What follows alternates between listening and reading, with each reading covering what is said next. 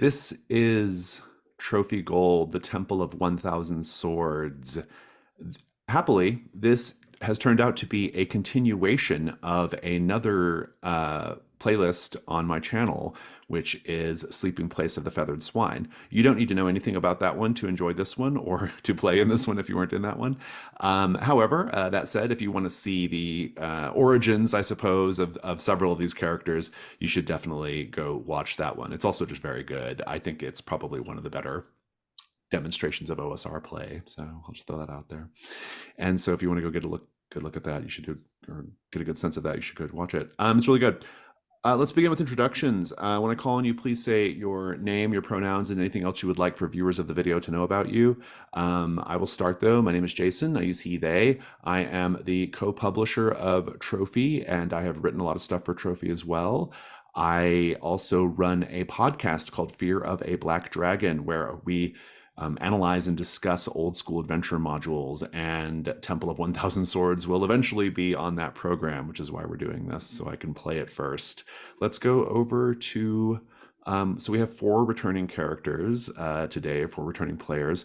We'll meet the characters again in a moment. Let's just stick to player introductions for now. Go ahead, Mark. Yeah, I'm Mark. I go by he or them. Um, I'm excited to come back and bring this character back to a new game and play with y'all again. Very different character than when we first found him, man. Very different. Let's go over to Chris. You are muted, Chris. My name is Chris Sneezak, and I am a podcaster. I have been on Misdirected Mark Productions for like a decade. If you like game mastering advice and stuff like that, go there. And I'm looking forward to playing this game again with these rapscallions and desperate adventurers. Fabulous. Thank you so much. And Oh, Billy. I am he, him. Sorry. Billy. Yeah, Billy, he, him. Excited to play again. Pretty simple. Find out more about the characters, normal stuff. Die, normal stuff. I like your Rudolph antlers going on in your background. Oh, yeah, you notice that? Yeah. On Donner, on Blitzen. Yeah, it's good. And let's go to Eric.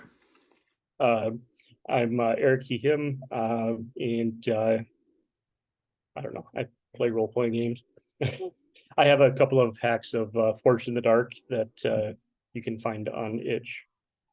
Fabulous. Thank you so much. And joining us new is Ken.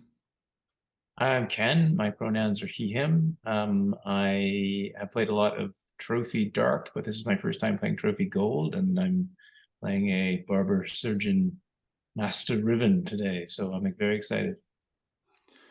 Fabulous. Thank you so much. So this is a slightly bigger group than I normally run. I did that just to, because we happily had 3 of the 4 players from last time, so I wanted Chris to be here as well. And I'm happy to be joined by Ken as well. So we've got a pretty good sized group. Because it's a slightly bigger group than I normally run, I will probably be in superhero spotlight management mode today, so you may notice me being very aggressive on spotlight management. Just strap in and hold on and enjoy the ride, because it is my goal to make sure that no one gets bored. And so that's one thing. We'll be good. It'll be okay. Also, let's see, what else should we talk about? I'm not going to do cats or any other introductory procedures that I would normally do in my videos. If you want to know more about Trophy Gold as a game or about its general tone and stuff like that, you can definitely go watch almost any other Trophy Gold series in my channel. Hey, maybe go watch Sleeping Place of the Feathered Swine. In session 1, we talk about all that stuff. I do want to highlight a couple of rules things, mostly for Ken's benefit, but it's good to be reminded of these things as well for everybody. In Trophy Gold. So the first is that even though Trophy Gold has the trappings of a traditional fantasy adventuring game, it is still very much a collaborative storytelling game. And it sort of does an interesting job of like weaving more traditional gaming, fantasy gaming elements with more sort of like narrative forward devices. And so it happens in several different ways in the game, but one big way that it happens is through the risk roll and the associated devil's bargain in the risk roll, which is very similar to the same as Trophy Dark. I like to use an example of how this goes. And so if, for example, let's say that Let's say that Riven is trying to jump across a chasm, and we are getting a risk roll going. And in order to build, put more dice in your die pool, Riven, we start making devil's bargains for you. And I offer a very simple devil's bargain, which is, well, okay, no matter what, whether you succeed or not, whether you successfully jump the chasm or not, no matter what, your herbal salves are going to fall down into the chasm. Now, if you successfully jump across the chasm, it's because they slipped out of your bag or whatever. If you don't jump across the chasm, it's because you also fall down into the chasm, and therefore your herbal salves did as well, right? No matter what, in both cases, it is true that your herbal salves are going down into the chasm because that was the bargain you accepted. A more interesting bargain that would be offered, certainly Chris would offer something more interesting, might be related to your drive. Say your drive is publish your discoveries from ancient Kaldor, and Chris might suggest that no matter what, you see a rival ancient Kalduri scholar on the other side of the chasm, right? So suddenly that introduces a different element that none of us saw happening and coming, and so that's a fun new story element. And so if you took that devil's bargain, it really kind of changes the dynamic of the story that we're telling. And there's that sort of collaborative element coming in. I will note here as well, because we're doing a module, there are like certain set events and things that happen because of the module, but you should feel still completely free to offer whatever you want as a devil's bargain. Don't worry about overstepping the module or offering something that would be too weird. I can totally handle it. Just go ahead and make your offer. It's no big deal. So that's sort of that part of the collaborative storytelling. Another thing about Trophy Gold that I think is worth pointing out is this sort of, and this is very different from Trophy Dark, is the basic sort of economy of the game. So your characters are going to be exploring. They're going to be asking questions about the environment, about the world, about gods, about monsters, about what they see around the corner. And whenever they explore or ask questions, they get to do the hunt roll in most cases, unless it's something that I think they would just know automatically, in which case I'll just tell you. Or if it's something that you absolutely could not find out, then I won't let you do a hunt roll then. But in most cases, I'll let you do a hunt roll.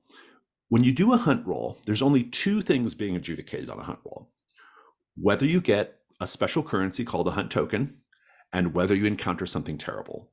What you actually learn is entirely up to me to decide. So you can roll really, really well and still learn nothing, or you can roll really poorly and still learn everything. But the die roll just determines trouble or terribleness and or a hunt token. Hunt tokens are they are trophy golds, as someone I know puts it. They're a tool for narrative power gaming, right? So you use the hunt tokens in different ways. Typically, you can spend them one for one to find a treasure. Your characters should always be focused on finding treasure. As long as you're focused on finding treasure, the rest of the game and the story happens the way it should. So you can spend a token to find a treasure so that you can meet your burdens. You must meet your burdens by the time we go to Hearthfire, or your character will not be able to continue. And they can continue because you're free to use any trophy gold character in any of my games whenever you wish, if you get in one of my games. Another way you can spend tokens is to pool them and spend 3 at a time in order to accomplish a goal. This can be a set goal that I have declared that you're aware of, and you can spend tokens to automatically achieve it instead of having to try to achieve it through play. Or you can propose to me a goal that I will let you spend 3 tokens to accomplish. So maybe one character is on the verge of death. You might say, hey, if we spend 3 tokens, can we bring them back from the verge of death? And I might agree to that, and then we'll spend the tokens and do it. So the tokens have this treasure finding thing, but they also have this goal accomplishing aspect as well.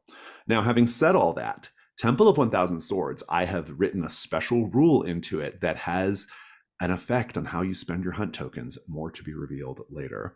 So those are a couple of the rules things to be aware of that are important to remember and or different from Trophy Dark. Are there any questions up to this point as far as game stuff goes? We didn't do a cats, so just any question about the game that I can answer. Okay, I will note that we will have safety tools in play today. If you haven't done so and you wish to, go over to the safety tab and note Lines and veils. Lines are things that we're not going to have in the game at all. Veils are things that we're okay with being in the game, but we prefer not to role play them. I'm just going to put sexual violence behind a line. I prefer not to have that in the game. Last time I didn't line it because of the nature of the module. I wanted to give some space to explore it if it came up, but it didn't. And I think that's probably, for me, I think that's the extent of it today. We'll also have the X card in play.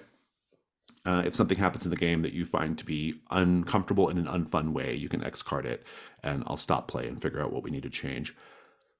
And also, obviously, the open door policy, you can just leave if you need to leave. It's not a big deal. So, with all of that said, I do want to meet these characters again. So the returning characters, let's meet them, and then we'll go meet our brand new character. I'm going to go in the order of the sheet from the left. Tell us whatever you want to tell us, Billy, about Taden. Yeah, I don't know exactly if you have an idea of how much time has passed. I assume not that much. We'll keep it vague. Yeah, I don't Okay. think it's super important. Yeah. Yeah, I think that he's just been kind of living in Fort Durin, trying to appear on the straight and narrow, but he's also very much focused on paying his father's debts to Bright Teeth Assyrio. So he's kind of pickpocketing, doing dastardly things, I'd say. And for people that didn't watch the last one, he's a kind of a slender guy with this long, stringy gray hair. And he wears a nice little top hat because he's a gravekeeper. And that's how they dress, I suppose. I love it. Thank you so much. Let's keep going. And Chris, tell us about Alec Darrow. Alec Devereaux is a former whaler. He was injured when a ship he was on sank, and all he wants to do is repay his losses to the Southern Pass Company so he can go back out, because they might have a cure for his head injury, which causes him to have vertigo. These days, he just he bought a houseboat took a loan out for a houseboat actually, and is just kind of hanging out, waiting for the next job. And luckily, one has come along. Ish, you'll see. Let's go over to Osto, Mark. Yeah, Osto, see him, and he used to be a miner until he was lured out of the mines after a collapse by his new god, Hashar, the East Wind, and has taken up woodcutting, but would like to commission the glorious statue of his deity somehow, and is thus looking for a treasure to do so. He also brings with him from last adventure an infection. He's been colonized by the ruby tears of mercy mushrooms that were in the cave. That's not great. Very nearly died. Yeah. Yeah. It was actually just a really, really strict mechanical interpretation that saved you, in fact. Fantastic. Let's go over to Eric. And we have a slightly expanded name here. We know them as Revel. So I'm playing Tino Thuziera, who is a Feyborn.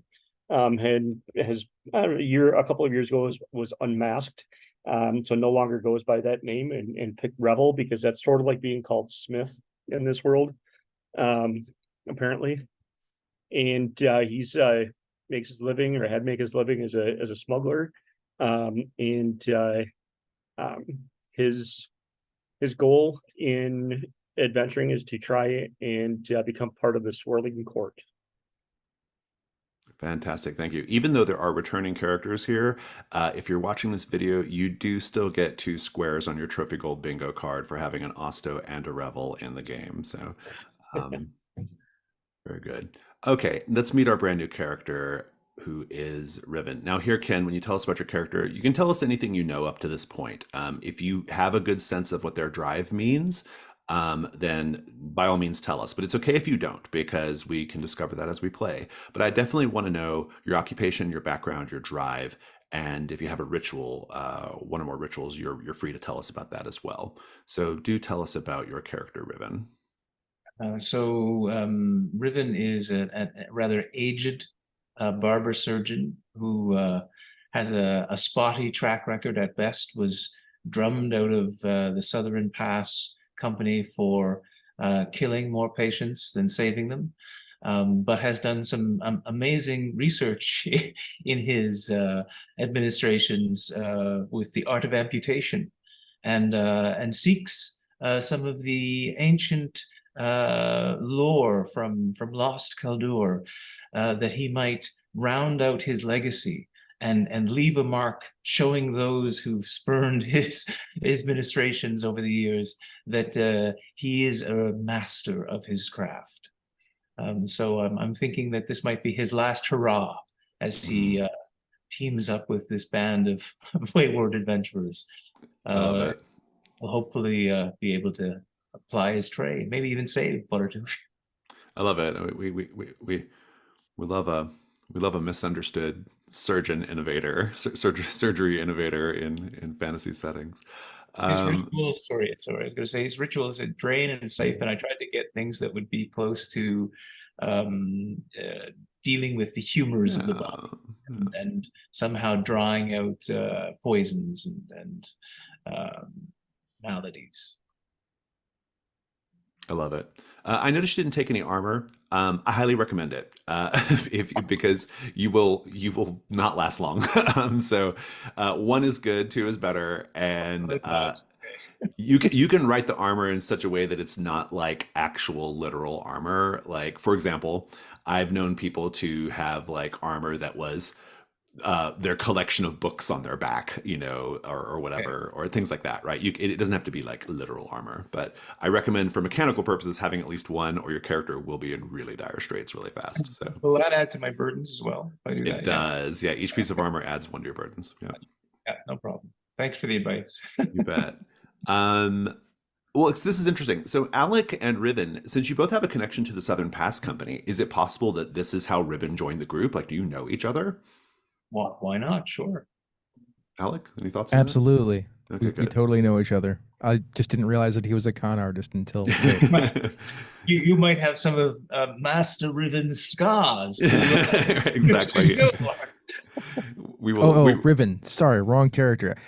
Yeah, okay, cool. Sorry about that. Let me edit that.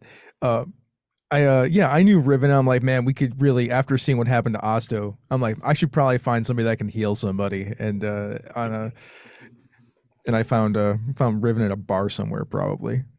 Or no, good. it like we used to drink and whatnot when we weren't working and whatnot. I probably didn't save some of your friends who were members of this. Whaling's a dangerous business. It is. Yeah. There you go. Way more dangerous than treasure hunting. So I think you're both in the right. It's an upgrade from whaling for sure, or for anything to do with the Southern Pass Company, which is very dangerous work. Okay, fantastic. That's good enough for now. I think Ken, if you want to go ahead and change your character or your name to your character name, that helps me a lot on the Zoom. And I think we're good to go. I'm going to go ahead and just introduce the adventure, and then we'll take just a quick break so we can get drinks and stuff, and then come back and we'll start playing. So let's just do a basic introduction here. Temple of 1,000 Swords, and boy, do they mean it. Truth in advertising, let me tell you, folks. 1,000's underselling it, in fact. It's misleading. It should be that Temple of 10,000 Swords. A lot of swords. I will say that before we begin, I noted this off the call, but if you're watching this and you know this module really well, it's going to mostly be like it's written. I'm making a couple of changes to better fit tone and some other things that I have in mind for this game. It will mostly be intact as written, but I am making some changes here and there, so just be aware of that.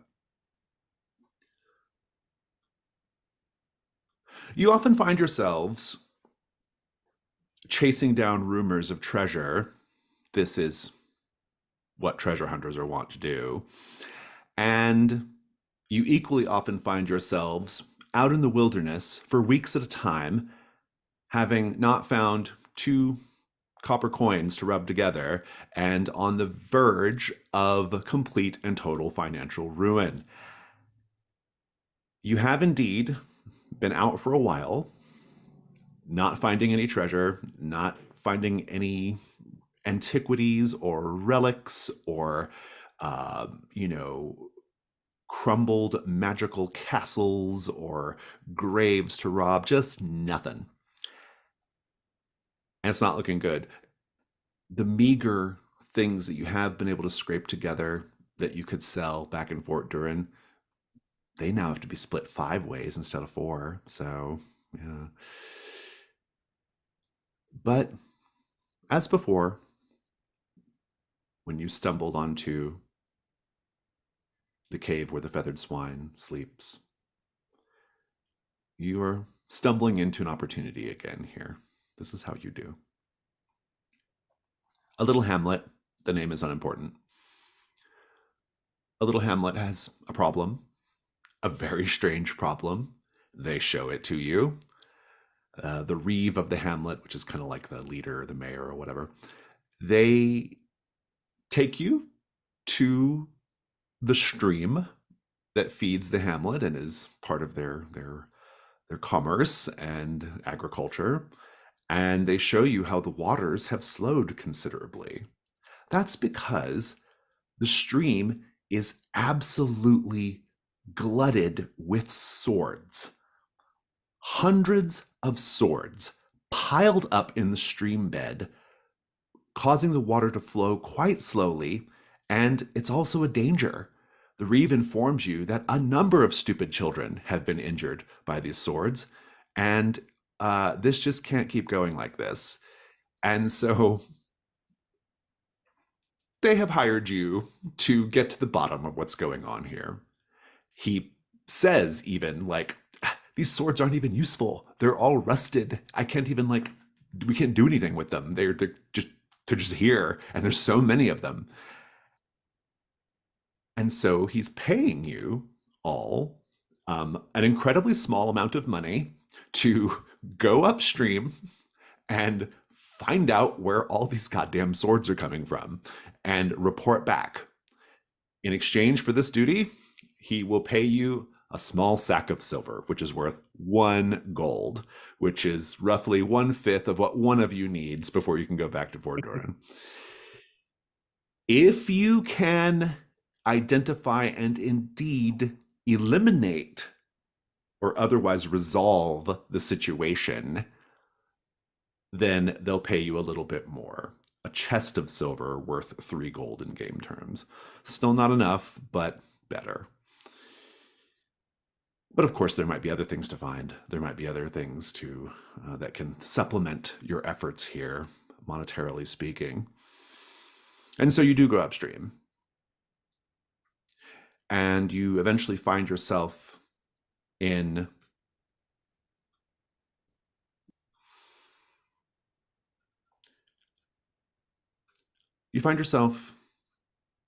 at a waterfall, a large basin and a waterfall.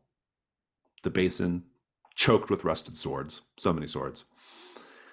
The waterfall, behind it, there is pretty obviously a visible cave mouth that the stream is flowing from into the basin, or it's kind of pouring down into the basin. So there's water coming from different places. Your answer lies there on the other side of this waterfall in this cave.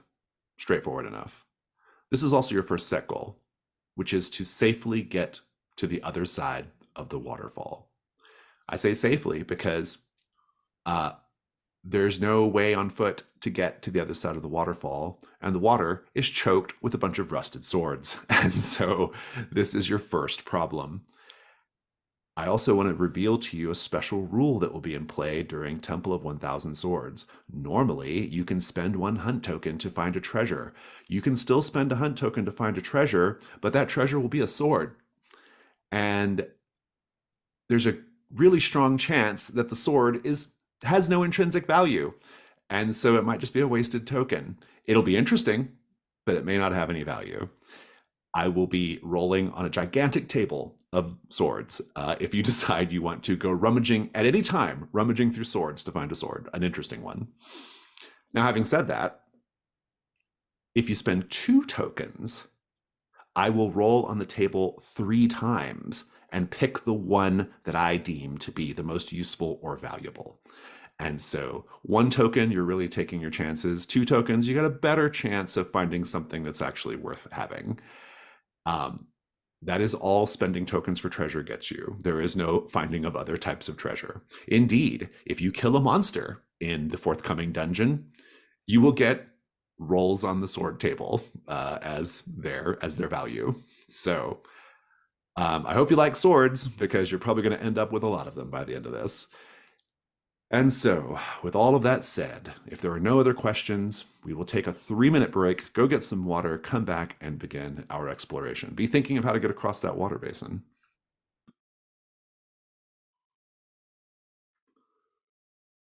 No immediate dangers. Nothing particularly pressing.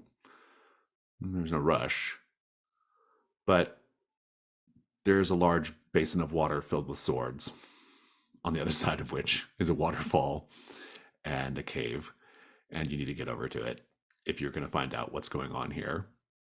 I will turn the scene over to the 5 of you to roleplay as you wish, and I will interject with rules and things as needed. I've seen odd things on the blossoming sea, but nothing like this. Very strange.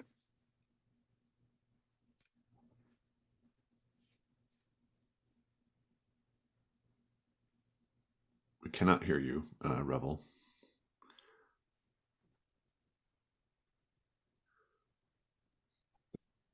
What's so strange about it? It's just water with swords.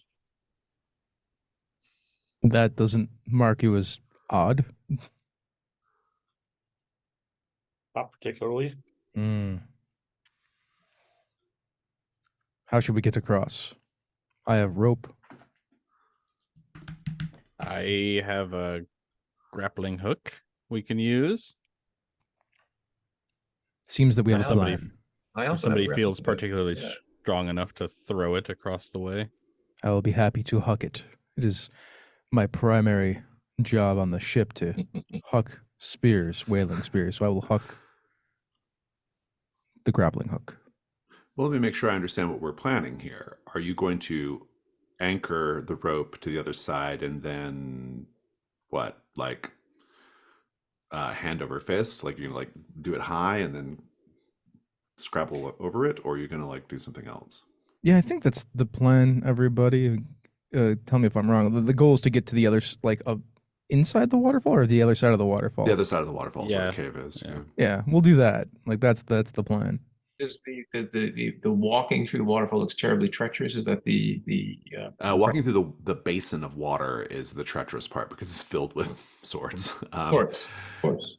Or swimming or whatever. Yeah. I'd like to take a look behind the waterfall, just to see if there's a path or something that we can get through that, something unobstructed by swords. So, I'll let you have a hunt roll, but this is probably the only time I'll let this hunt roll happen because there's not a whole lot to learn here. Go ahead and roll the hunt roll.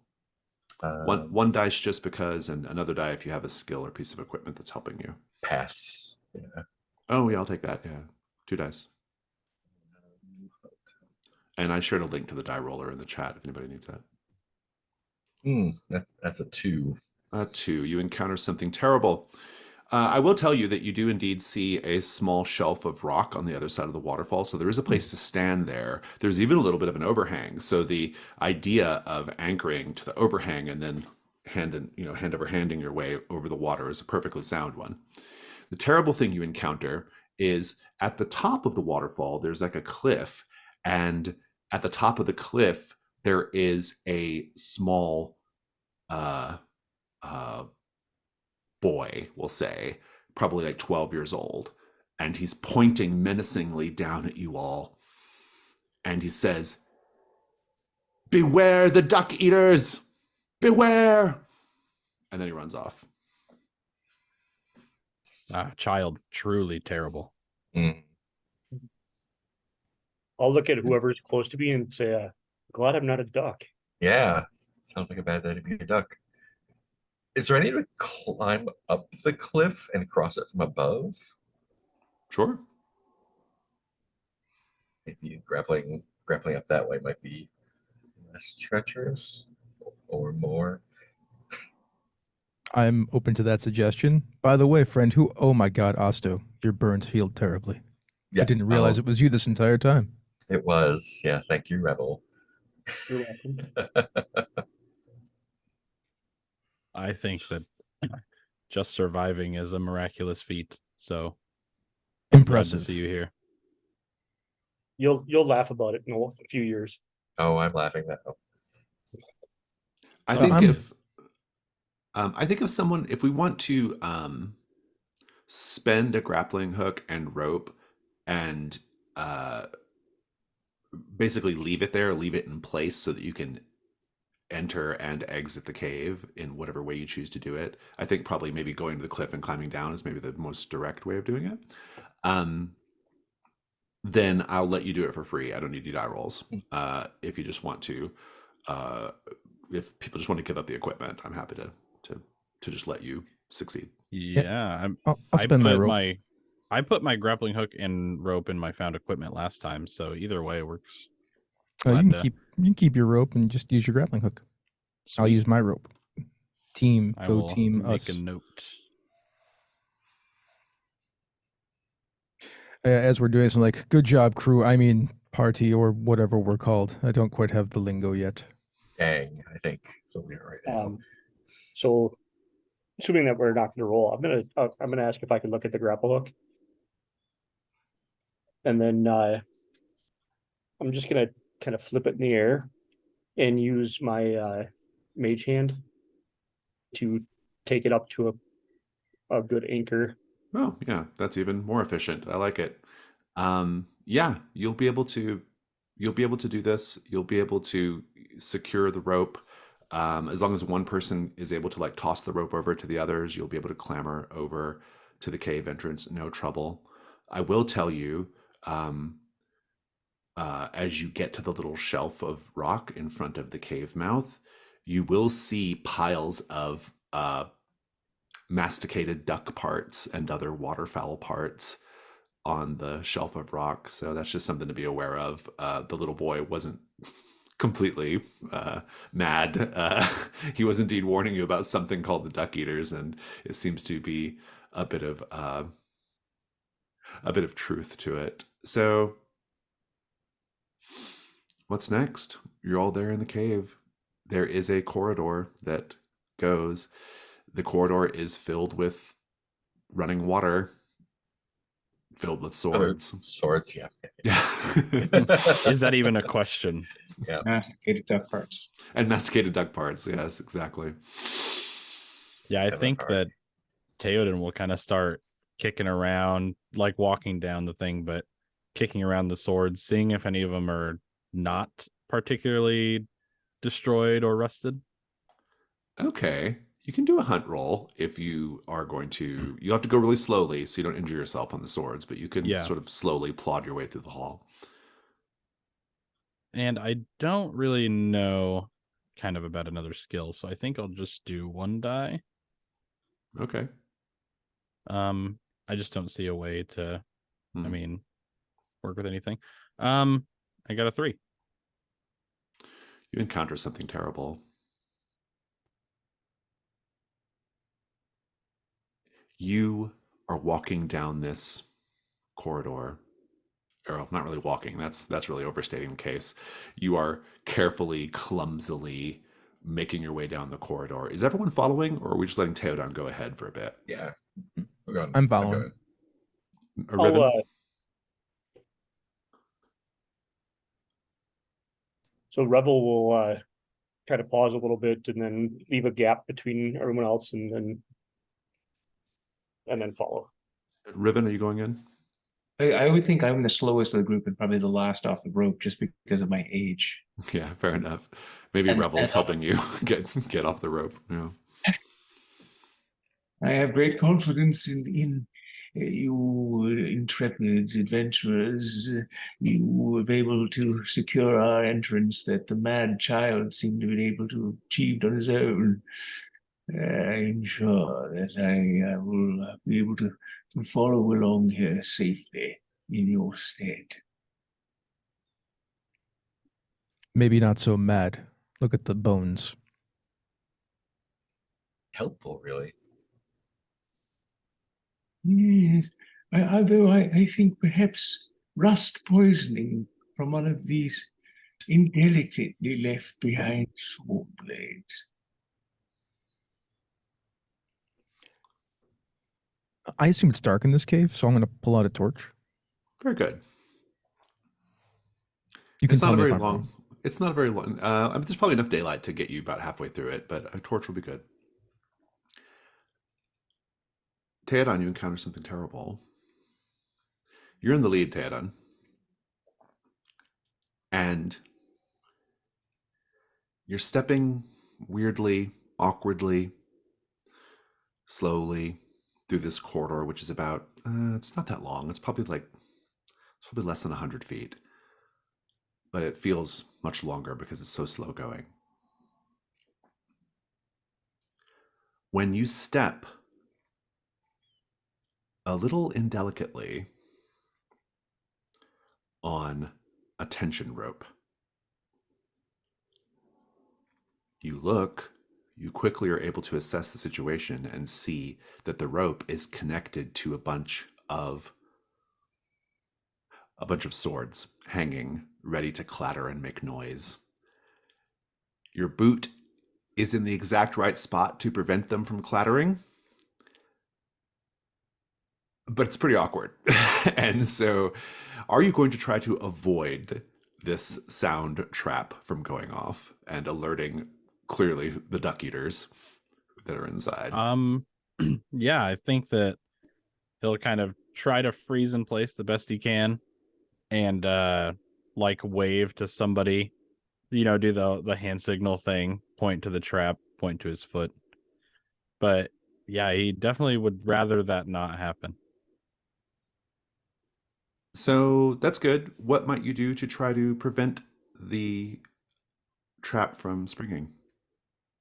So do I like feel the tension on my shoe before I trigger it? Yeah, you're like literally holding it in place, and if you like lift your foot, it's gonna. I don't know. I don't know what the precise mechanics are here, but if you lift your foot, it's gonna start rattling. So, yeah, I think that he will try to stay as still as he can and just tell everybody to kind of go like, listen, I can't move. If I move all these, and he'll point to the bundle of swords, these are going to fall. They're going to alert the duck eaters, and maybe they'll have more to eat than duck. So can somebody please disarm that while I don't move? Aren't you better at that than I am? Isn't that Listen, what you I would do? can I reach it from where I am without moving? I mean, it's just going to be part of the risk roll. I mean, if you want to attempt it, you can, but it might be, and you can get help from one of your other companions, one or more of them. You can all do a help roll, but anybody can be the principal roller if you want to just call them over and have them do it. I mean, Yeah, I'll help him by putting my foot where his foot is, so that he can actually move. Oh, that's pretty kind good. of like swap. Yeah. Do you have a skill in traps or something similar? I traps. do. Yeah, He does. I Teoden don't. does. Yeah, Teoden does. Great. You were made for this moment, Teoden. You have a skill in traps. This is a trap. So I think we'll do a risk roll. Out of character, Ken, what could go wrong besides just the duck eaters being alerted to your presence? The swords could fall on him and impale him. That would be bad. Okay, sounding good. Teoden, you have one light die, and Mark, you can make the devil's bargain. No matter what happens,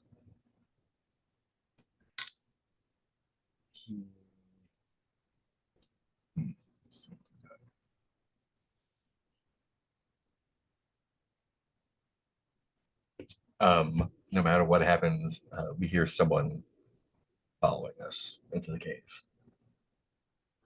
Very intriguing. Teoden, do you want somebody following you or not? I definitely want somebody following us. Very good. You have 2 light dice. I think you have to take a dark die because of all the swords. All the So, swords. All the swords. Go ahead and roll. I sense a theme. I sense a theme. Yeah, they definitely right. did their homework on that one. 2 light, 1 dark. 2 light, 1 dark. That's a 4 dark. Okay. Does that mean your ruin's going up? It does indeed. I'm going to go pretty hard here. You're also going to take a nasty cut on your leg, and indeed, you're going to get tetanus. So take a condition that is tetanus, please. It won't affect you immediately, but it could have a certain quality in the future. If you'd like to ask for help, you can do that and maybe get a 6. I mean, I said I was helping. yeah. So if Alec wants to, you can roll a help roll die. for help. If you get a 6, then that's a better result. If you get a 4, however, your own ruin goes up, Alec. I got a 6. Hey, very good. Look at that. Sometimes fortune favors the bold. No ruin increase, Teodan, and no condition, and indeed it's a full success. The two of you work together to give us the scene, how you're able to not only get past this trap, but to indeed safely navigate the rest of this little passage into the next part. So it's real simple for me. Like, he's way better at this than I am. So I'm like, I need to get him free. So I will just swap my foot with him to give him the freedom to move. Plus, if the swords are up high, I'm pretty big. He can, use me as a scaffolding to climb up there. Yeah, and that's, I think, exactly what you see Teoden do. But he's pretty like rail thin, so it really is, for lack of a better word, kind of graceful the way he scales you a little bit. And he's happy for Alec to help him get up there, and not have to shove his fingers down his throat like he did last time Alec helped him. And yeah, I think that he kind of I kind of imagine it bundled with like 2 ends of string, and there's just this big, basically bulbous sword ball, more or less.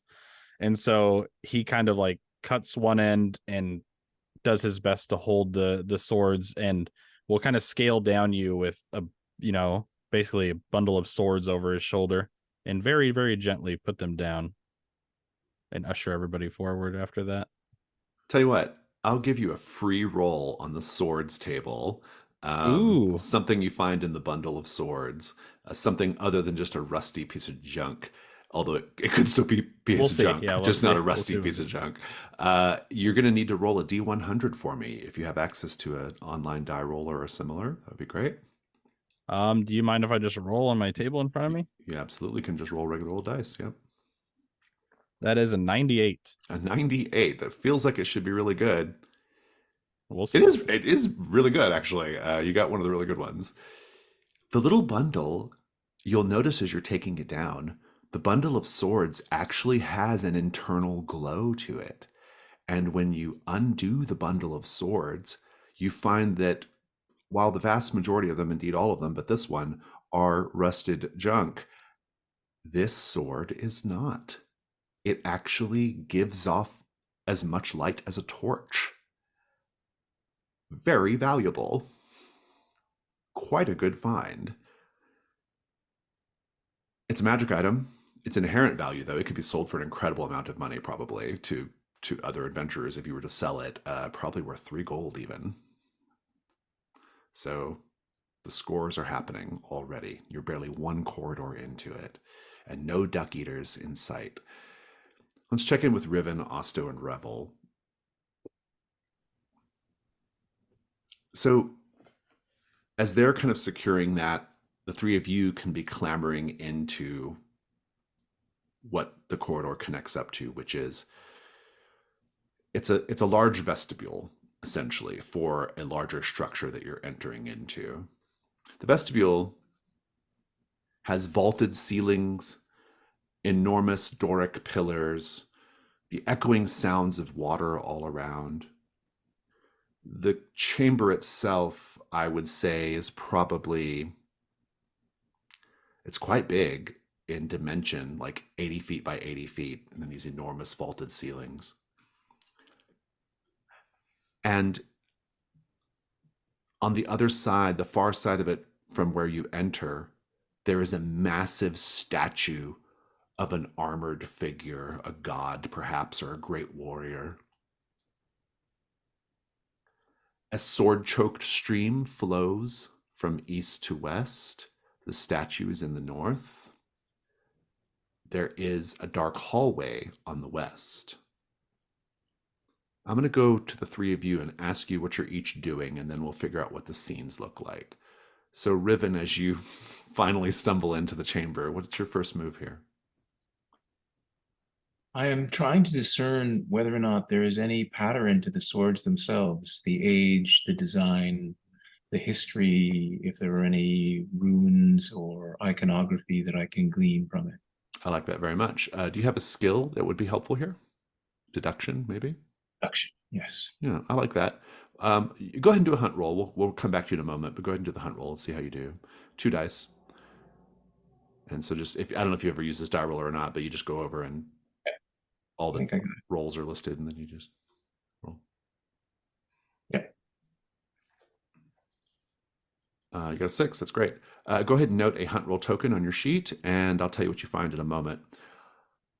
Osto, what are you doing? Are we on the opposite side of the Sword River from the statue? The river's kind of like on the east, and you can actually see it's flowing from like an exit of this chamber. It's kind of flowing down into where you're standing right now. And then on the west side, there's another passage that's dry. And then directly across from you, you're coming in from the south, directly across from you in the north is this enormous statue. Yeah, I would like to get closer and check out that statue. How do you check it out? That's really important here. So it's a big statue. Yeah, it's probably like, it's really huge. It's probably like 40 feet high. It's enormous. Yeah. So first, is it on the floor, standing on like a plinth or it's anything? on a plinth. Yeah. It's Awesome. on a plinth. Always check the plinths, right? Always check the plinth. Just do a circuit of that, feeling around, see if there's anything to it, and we'll see what happens there, and then go from there. Okay, go ahead and make a hunt roll. Let's see, do I have anything for that? Beast strength, path. I don't think I do. Yeah.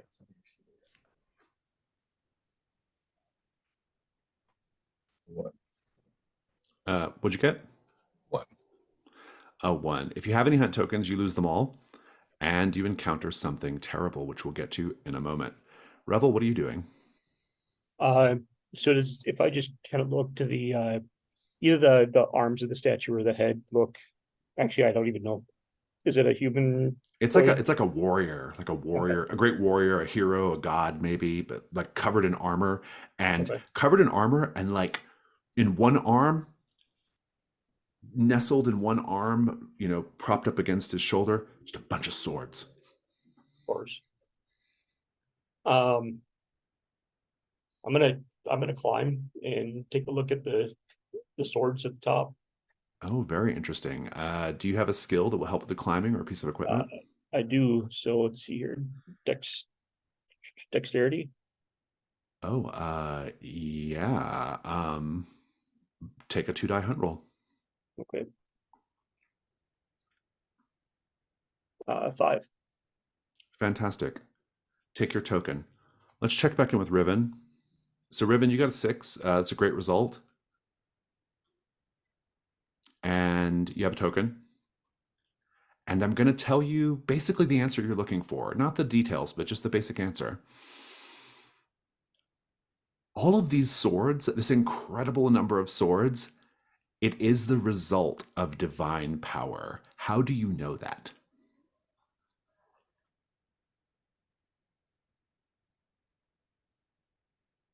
Because of my research into the ancient healing arts of lost Keldur, I recognize the statue effigy of this ancient warrior god,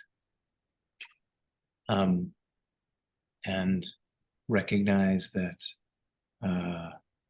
part of his pantheon is a radiance, a raining down of swords upon his enemies, almost like a final judgment that would rain from the sky. Very nice. Love that.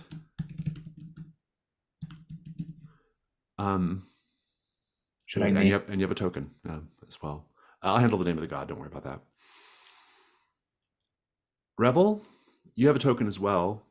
Here's the terrible thing. You could interpret terrible whether it's actually terrible or not yourself, but at the very crown of this statue is a fist-sized jewel glimmering in the ambient light from below.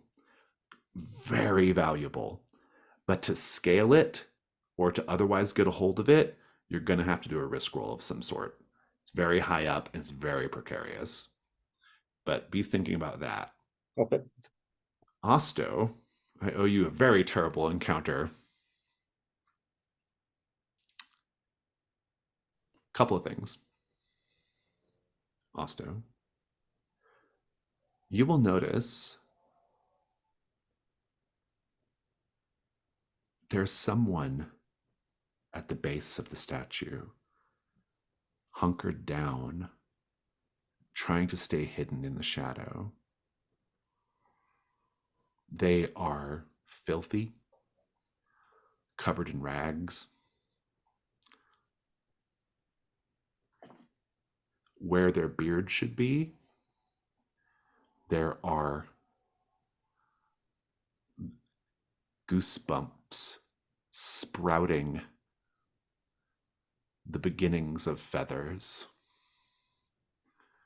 Indeed, when this person realizes you're looking at them, they get kind of a wide-eyed, wild look, and they open their mouth and they put out their tongue.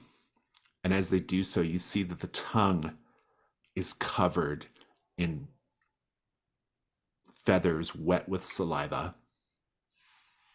They can't talk, but they go,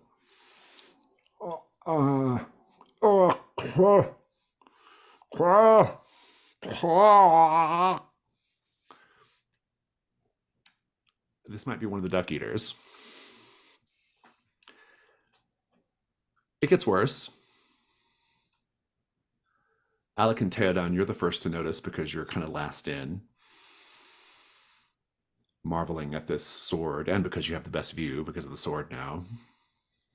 You see coming from the west side, approaching the group, a bunch of swords suspended in the air, floating toward you. Some of them are pointing down, some of them are pointing up, some are pointing this way, that way, some are pointed at you. And they're just floating towards you, getting faster, getting faster. Osto, what do you do about the duck eater? I nothing yet. I think I just get a good grip on one of my axes and feel like we got a duck eater over here. Maybe take a step back. The duck eater just flies at you. All right. leaps at you and begins like clawing at your face with their fingers. Their fingers, they look like normal hands, but there's something sharp there. Little nubby growths on the nails clawing at you. And you're in combat with it. It is, it's not much. It's just an endurance 6, but do tell me how you're vulnerable. I think he jumped while I was like looking back and yelling at the others. I like expected him to continue cowering, and when I turned back, he's already on me. Yeah, very good. Roll a weak point, please. Let's see what your weak point's going to be. Let's see. Weak point is going to be a 1. That's good. That's not too bad, actually. You can go into a combat as well. Combat 1. See if you can kill this thing in one blow. Let's see.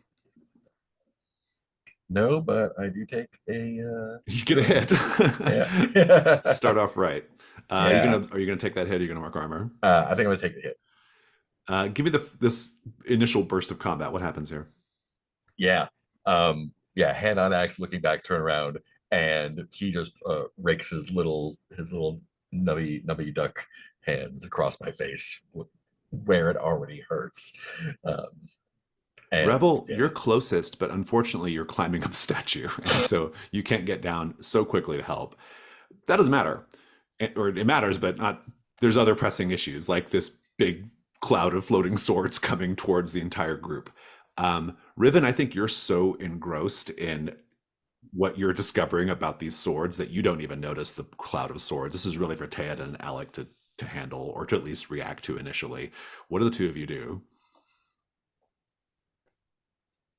Theoden, you see that, right? Theoden. I see it. Is there like any cover near us, or is it just kind of open space? Well, there are these between- 4 big Doric pillars, these like enormous columns, and then there's a statue as well. So yeah, there's quite a bit of places to hide if you, or to put things between you and it. And you say these things are speeding up. Have they sped up? Like, are they just now? I mean, coming- they're in moments they're going to be among you attacking. So Swords. swords. I'm going to. I mean, I'm part of this crew, and my job is to basically defend everybody. At least that's the way that I see it. So I'm going to step forward and get the attention of the swords. So they all come at me. Okay, interesting. So you want to go around with them just by yourself? Yeah, so that nobody else has to worry about getting slaughtered by them, at least initially. Interesting. Okay, I'm into it. This is going to be. Please tell me how you're vulnerable. Well, I am vulnerable because there's many swords and there's one of me, so they can surround me pretty easily. This combat has an endurance of 10, so Great. go ahead and roll a single combat die, or weak point first, and then a combat die. I also will yell out, there are swords that are flying. My weak point is 2. Roll combat as well. I got a 3. Okay, so you're not taking a hit, but you're going to learn a lot. It comes upon you much quicker than you thought because it's not a bunch of swords. It's in fact a large, glistening cube of slime that the swords are suspended in. And you realize a little too late as one of the slimy pseudopods from this cube-like structure lashes out at you. Your spear is doing nothing. But if you want to go ahead and give me some more combat narration, you certainly can. What about the torch in my other hand? Does it care about the fire? That's an interesting question. If you swing the torch at it, you have discovered the thing's weakness, and it is now an endurance 9. Oh, there we go. Not swords, slime, everybody, slime. Riven, you'll now be brought somewhat up to speed on what's going on. You will hear the scramble over by the statue. You'll see Revel halfway climbing up. You'll hear them going on about slime. What are you doing, Riven? Which situation are you going to join or not join, as it were? I think I'd be alerted to all of it, but slime seems to be where my skills might come in most handy. Very good. Are you going to engage that thing or what? I do have the ability to drain fluid with a ritual. I like this. Yeah. Might be able to help. I'll get as near as I will risk recognizing that there's a potential for pseudopods or something to shoot out at me. Mm-hmm. Close enough that I can inspect it and gauge whether or not my ritual will have any impact. It definitely will. It's just going to depend on how you want to use it mechanically. You can use the ritual as the justification for entering the combat, in which case your magic physically damages and helps destroy the thing. Alternatively, you can cast the ritual to lower its endurance to make it overall easier to kill, but that requires a risk roll. So which do you want to do? With magic, you can lower it up to 2. So you would lower it 1 if you succeed, and if you get a 6, you would lower it by 2 endurance, making it quite easy to manage at that point. Okay, and I'm kind of conceiving that Riven isn't so much a magical character as he would use some kind of alchemy or apothecary skill. So mixing together a couple of vials, something that he could pitch at the creature. I like that very much. Yeah. Drain. I like that very much. Mark, what could go wrong? The mixtures could react unexpectedly with the slime and cause reactions. Fantastic. Unfortunate Oh, I reactions. see. Yeah, that's interesting. Very much enjoy that.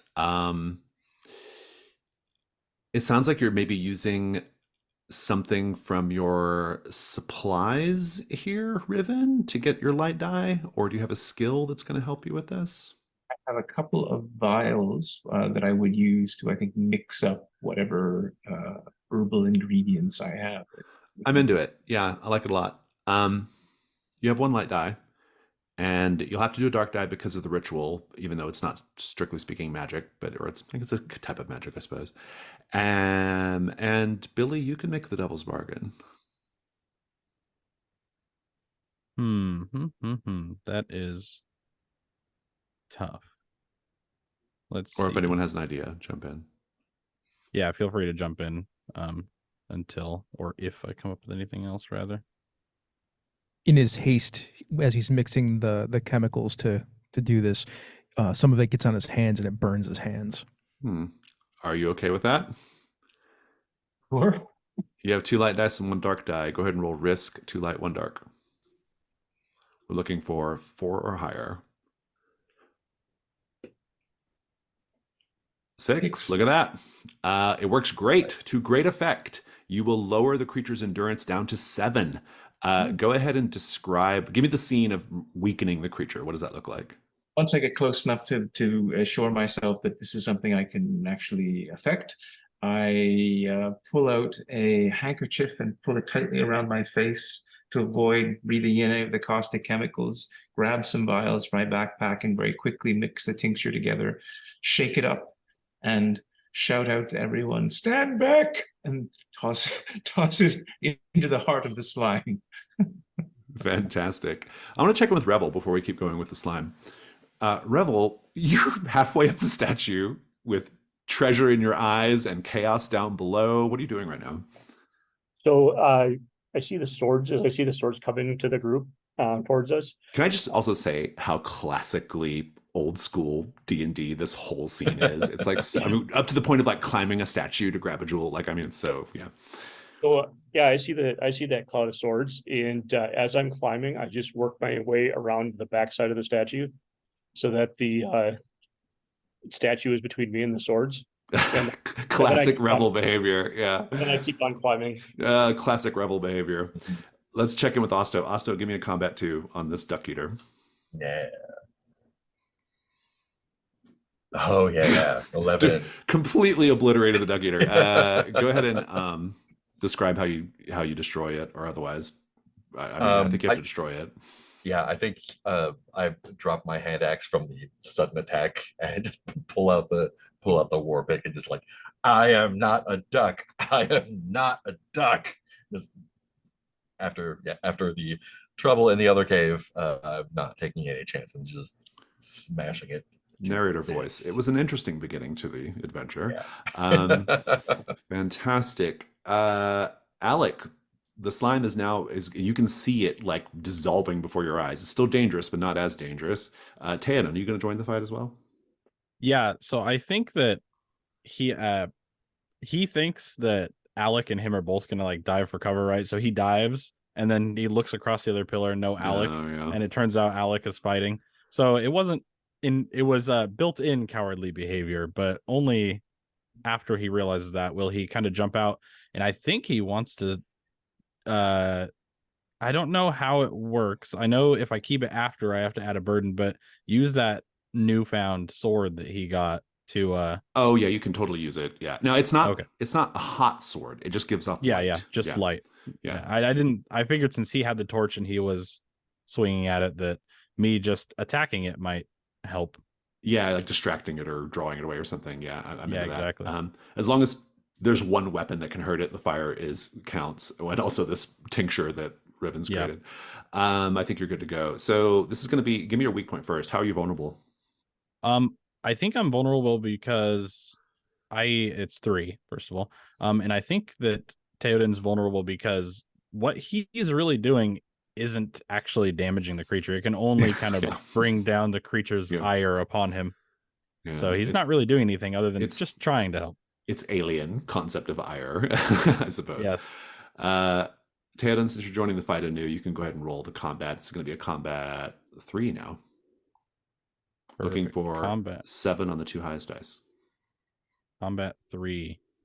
That is 8. 8, 2 very 4s, good. in case anybody has a 4 weak point. No, I think it's a 3 and a 2. So no weak points were hit. Great successful combat.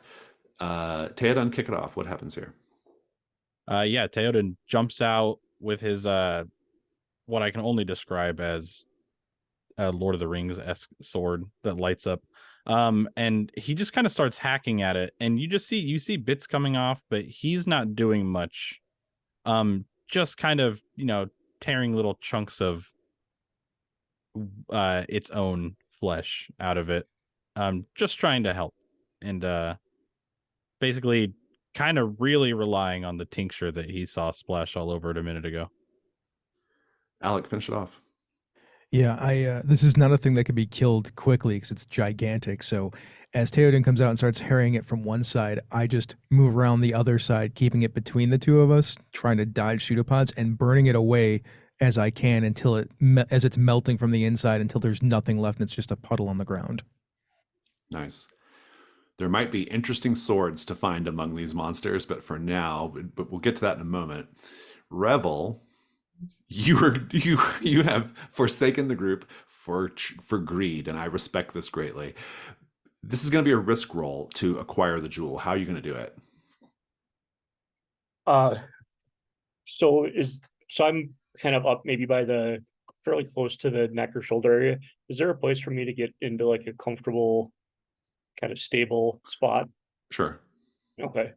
So I'm gonna do that, and then I am going to use Mage Hand again to just Oh yeah, okay, good. I like that. grab it. And it's kind of boring using the same skill think twice, but Chris. No, let's all speak. Everybody gets to give an idea if they wish of what could go wrong here. We all get to pile on to Revel's greed, You're going after the gem. which is in the crown of the statue's head. I mean, the arm is obviously trapped that the gem is on, and it will break and drop whoever's on there, and then a bunch of swords will fall out of the arm onto the person. I'm gonna say you plummet into the stream of swords and are impaled on the swords. That's what I would say could go wrong. I was going to say the gem I think the falls gem is into the dying slime pool. Oh, so the gem gets ruined, so it's all worth nothing. Yeah, that's good. Or the gem could be magically hot, so when you touch it, it burns your hand. That's pretty interesting. All terrible results. Anything to add, Billy? I'm gonna double down on the thing is definitely trapped and will sword you somehow. Love it. If you wish to continue, Revel, we're gonna pick up dice. Do you have a skill that's gonna help you with this? I will. So let's see here. So I'm using the ritual, and let's see here. I would say that dexterity would work. I'll take it. And because you have to manipulate the magic hand, right? That makes sense to me. And I'm definitely open to devil's bargain. Everyone can offer one. Devil's bargain. Something that will happen no matter what.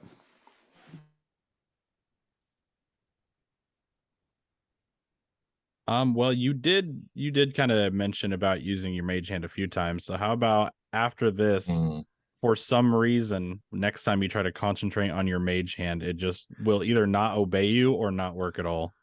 I'm going to say no matter what, removing the gem from its setting triggers a trap. Yeah, that's what I was going to get with. That's good. Any other offers? Those two are really good. I got nothing. I'll take the trap. Anything? Do you have an offer before we move on, Ken? Or sorry. I was going to suggest that the whole statue begins to topple over. That's pretty good too. So you've got toppling statue, trapped jewel, or you lose mage hand for a bit. How about I think I like toppling. Okay, that's good. That creates a lot of problems. Yeah. Okay, very good. You've got 2 light and 1 dark for the ritual. Go ahead and roll it up. Perfect. Let's see. We got 2. I didn't have all ones. It is dark. It is dark low though. You can add a dark die and try again. I will. Yeah. So it'd be too Too light. light, too light, too dark. Yeah. That's a little better. 5 light. The complication is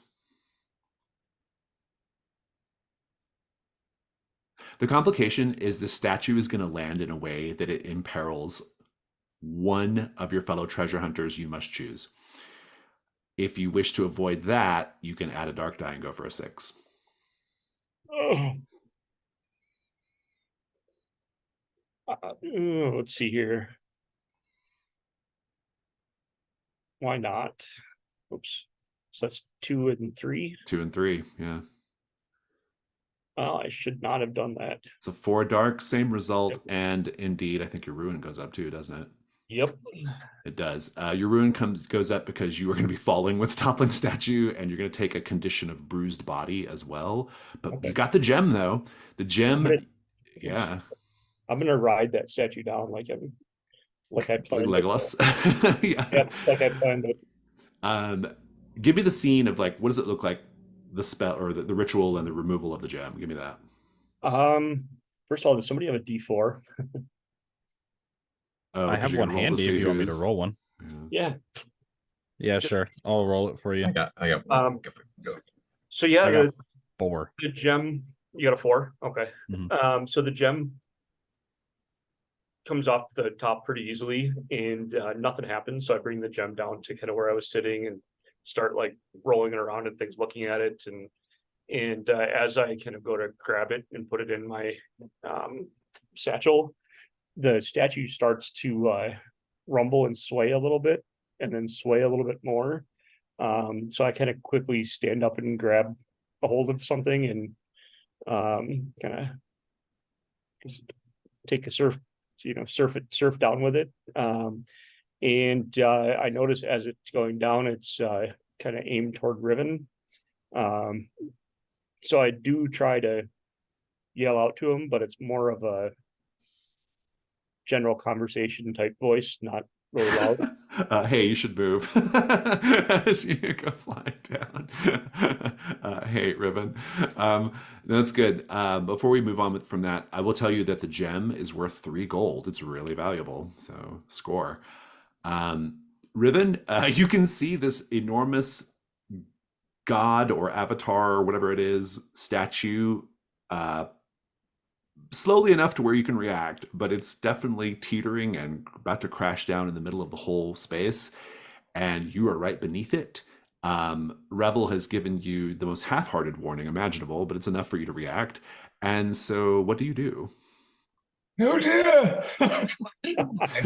I do my best attempt to athletically jump. Yeah, very good. Away. Do you have a skill in athletics? It does not seem like you do, but you can make the attempt. You can make the attempt. I think there's only one danger here, is you get crushed by the statue.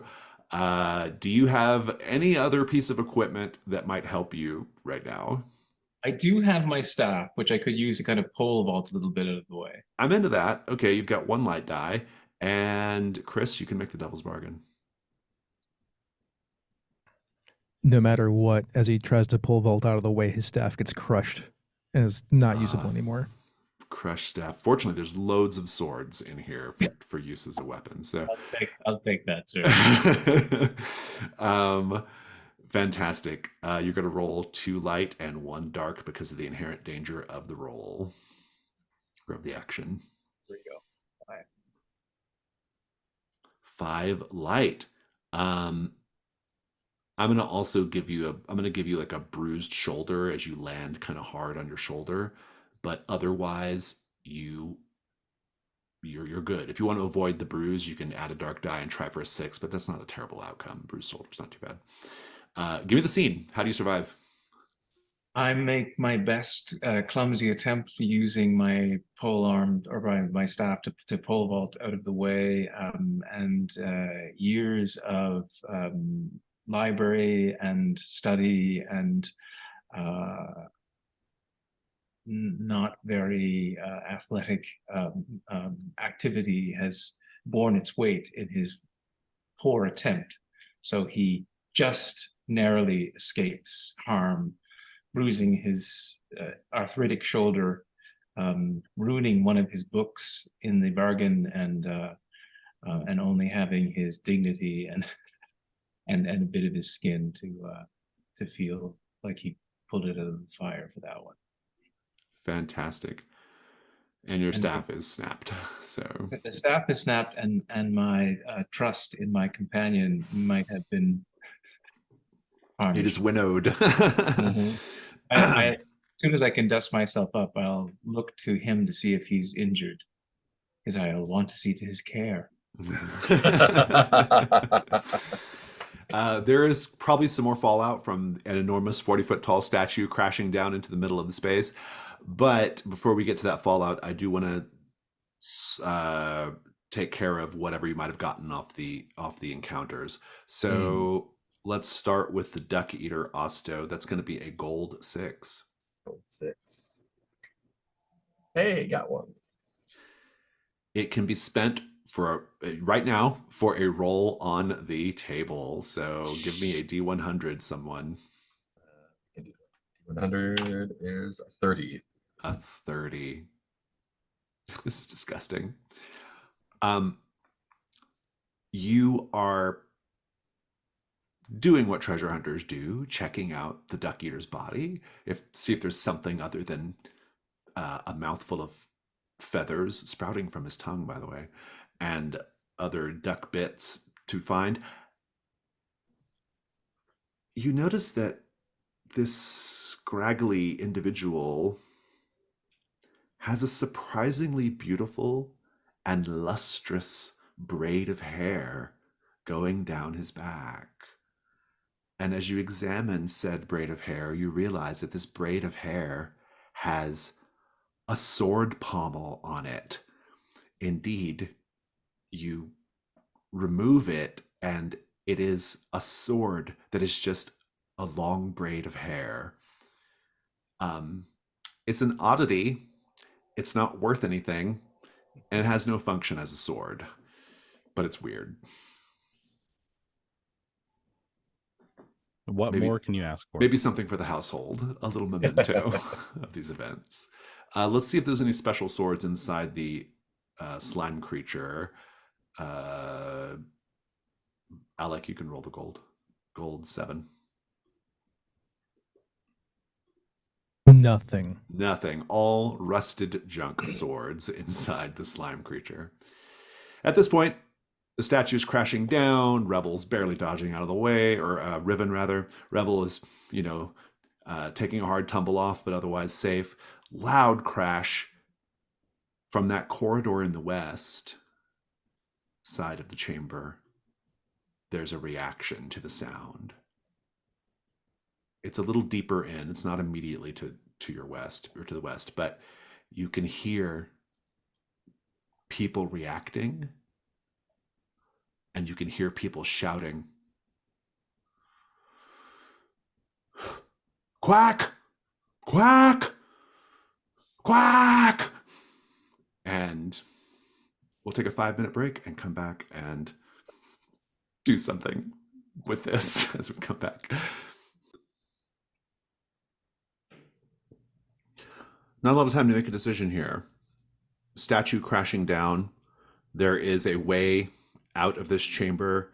3 ways. The way you came, the chamber to the corridor to the west, which is where the commotion is coming from. And then the stream is flowing from the east, where there is another corridor. These duck eaters, you can hear them deeper on the western side. They're clearly running in your direction to the vestibule. Sounds like there's at least 6 or 7 of them, maybe more. What do you all do? So Revel, after kind of stand up, just brush some of the dust off of his shirt and hold up the gem and say, "Hey," like acting like nothing happened. "Hey, I found a gem." And then I hear the commotion from the hallway, and I'm like, maybe we should go upstairs and start heading in that direction toward the stairs. So There are no stairs. There's just a corridor. I'm sorry. A corridor to the east, to the west. The west is the direction that the duck eaters are in. The east is where the stream is coming Okay. from. Yeah. Well, In trophy, if there are groups, so like duck eaters are endurance 6. If there's a group of them, is that I forget how that works. Usually, it just raises the It endurance. just raises the total endurance. Yeah. Yeah. Okay. Yeah, Okay. it's 1 combat total endurance raised. It's really interesting. There are no stairs, but I will say that the plinth that the statue was on, you'll notice now, Osto, because it was something you were interested in before you're interrupted by the duck eaters. You'll notice that the plinth is hollow. Yeah, that's what I'm Interesting. looking for. I was going to ask if the statue might be as well, or is it solid? It's solid, but the plinth was hollow. Yeah, you can see inside of it. I would like to take a quick look inside of it. And there's no quacking coming from inside, just to be sure. There's no right? quacking inside, so There's no quacking inside.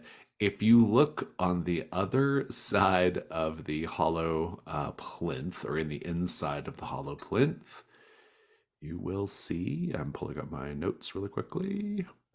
Ba-ba.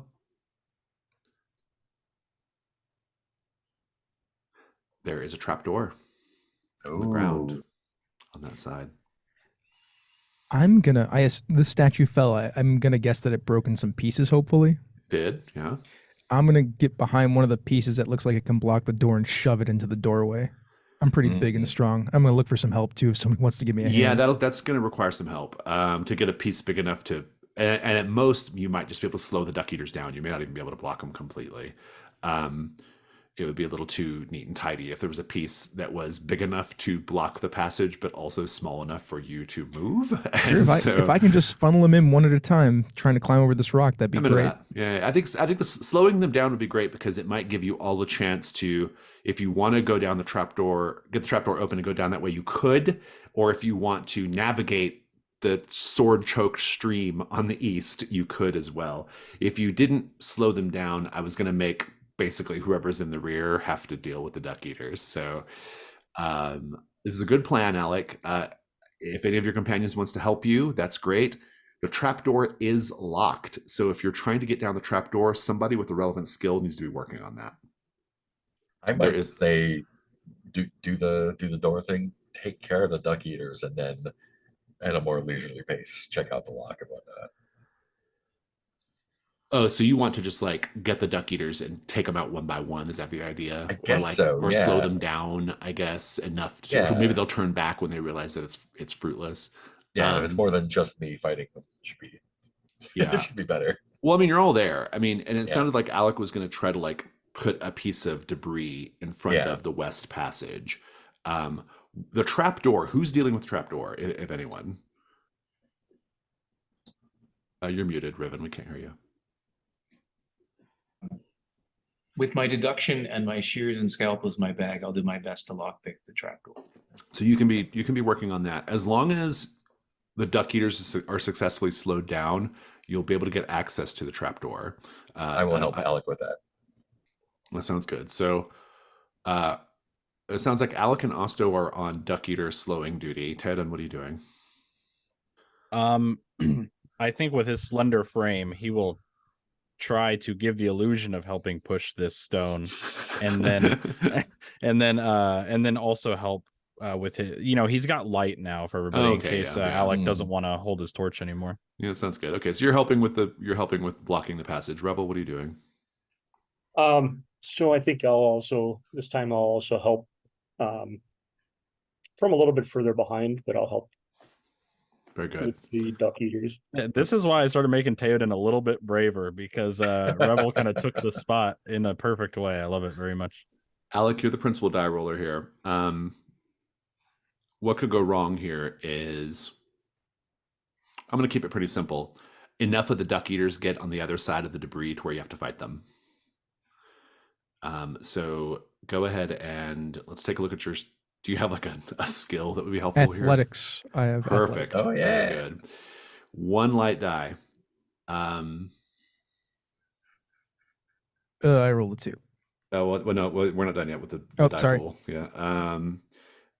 Eric, you can make the devil's bargain. Oh, let's see here. So no matter what, somehow the group is split up. Hmm. I'm muted. I like that. No matter what, the group ends up in two different places. I can work with that. I can make that happen. Do you accept that, Alec, or do you want to reject that one? Yes, I take that one. Very Absolutely. good. You have 2 light dice, and that's giving me a lot of narrative authority, but I'm into it. We're going to make it happen. And I don't need a dark die yet. Just 2 light for now. Okay, here we go. I got a 5. 5. The complication is the group is going to be divided 3-2, and the complication is an out of character complication. Chris, you will have to decide the division. Hmm. Sure. Yeah, that's fine. I'm good with this. Very good. You give me the division whenever you're ready, and I'll narrate the scene. You can also take a help die from one of your companions to try to get a 6. So, Asta, do you want to help? Since you're helping? Yes, let's do that. actually, no, you have to add a dark die first. Alec, you have to re-roll the dark die before you can get any Okay. help dice. Yeah, I'll do that. I'll reroll. Why not? Okay, so let's see if your re-roll gets you a 6. No, it doesn't. It does not. It gets you a fail. It does. Go ahead and roll that help die, Asta. Let's see right. how it goes.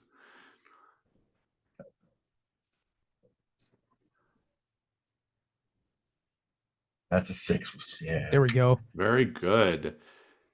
Fantastic. I'll choose I a division. pick and then. just wedge it in and kind of lever it over.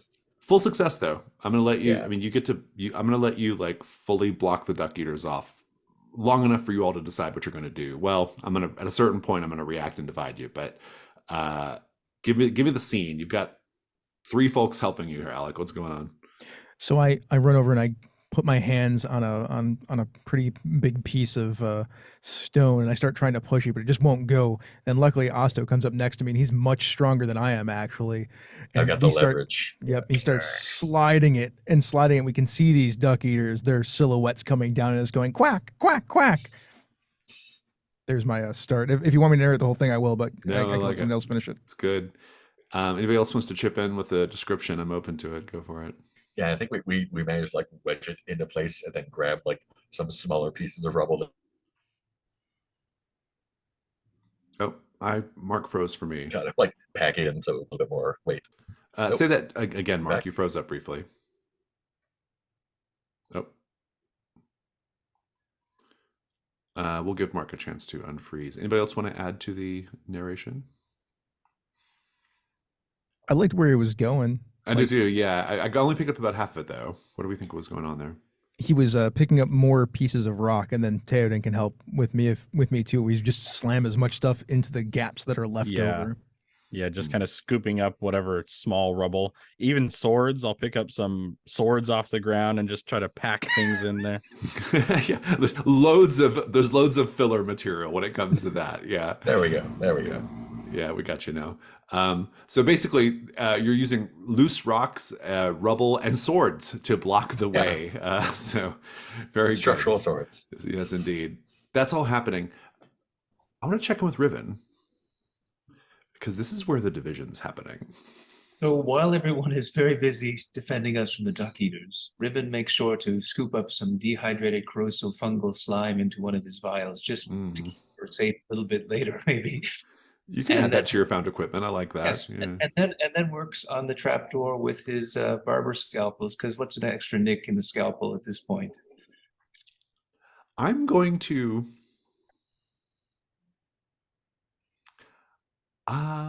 yeah. Here's how I'm dividing the group. Riven, you go to mess with the trapdoor and you blink away. Do I notice, or do they notice, or neither of us notice each You other? will all notice eventually. They're busy right now, but they're going to notice that you're gone. What, like the cacophony of noise is gone from me as well? Yes. Well, it's above you. You can hear it above you. Oh, as if I'm in another room. Yeah, it sounds like you got blinked down into the shaft that the trapdoor leads to. But when you look up, well, first of all, you're going to need a light source. So maybe go into your pack and find a torch or a candle or something.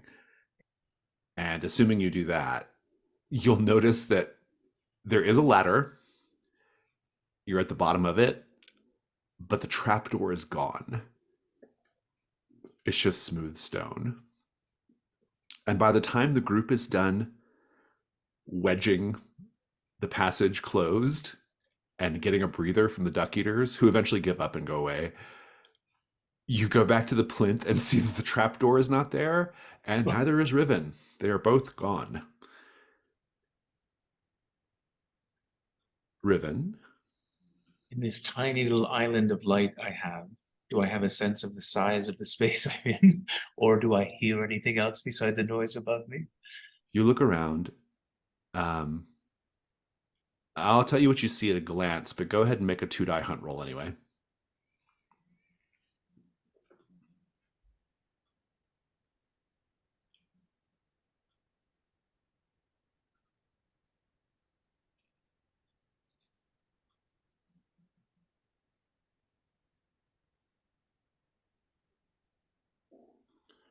What'd you end up with?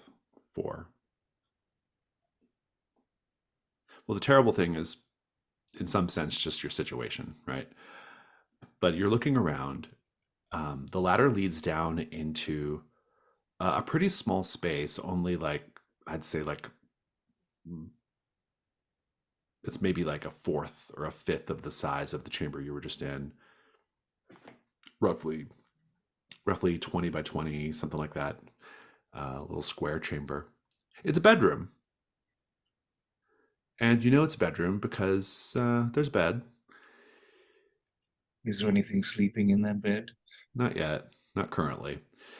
It is an inviting bedchamber, in fact. An oversized feather bed with a yellow quilt. There's a writing desk, a dresser filled at a glance with robes, silks, and swords, naturally. Is it a down-filled feather bed?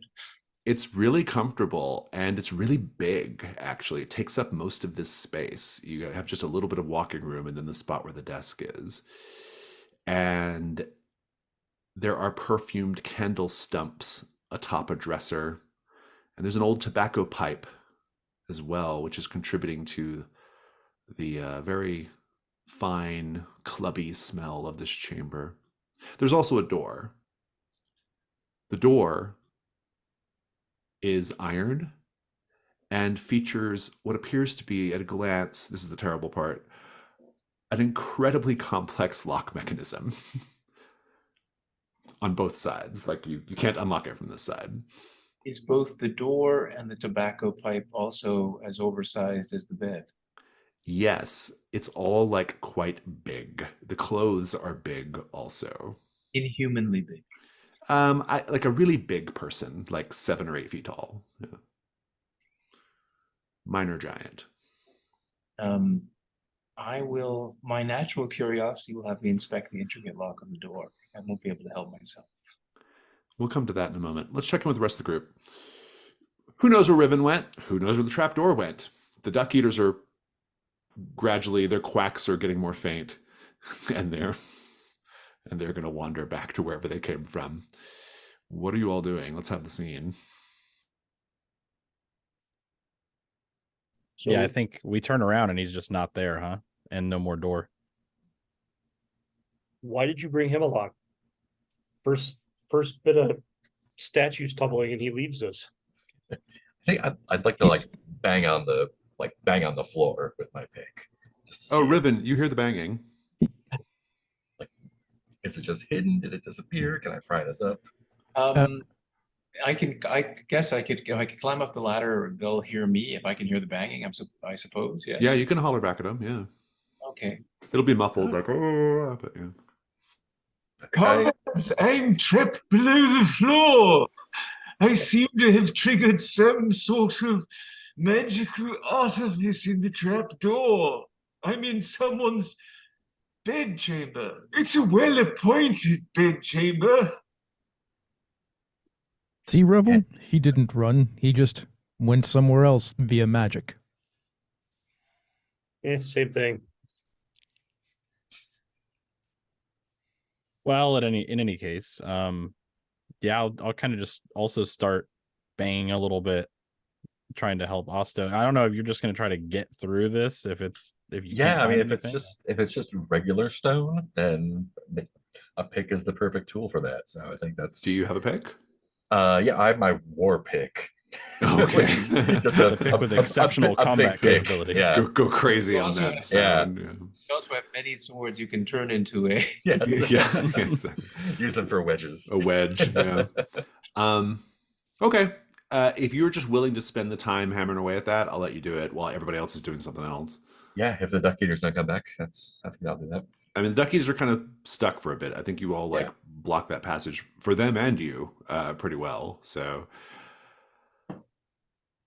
Alec, what are you doing right now?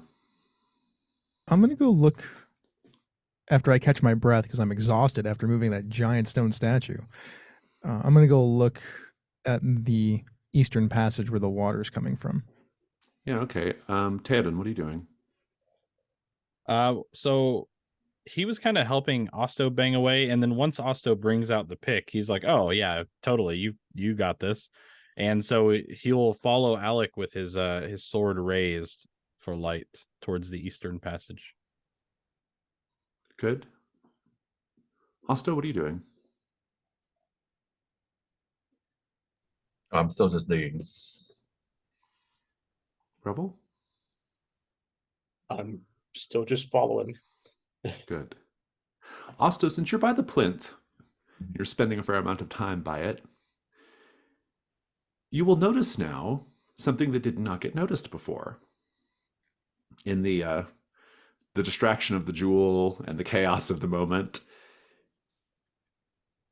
there was at the base of the plinth, indeed still is at the base of the plinth, a offering plate, or like a thing, like a little like somebody would make offerings to the statue, right? Because we already determined that this is a god of some sort or some manifestation of the divine or representation of the divine. And you're going to see in this offering space, what do you suppose is in this offering space? Take a guess. Sword. Swords.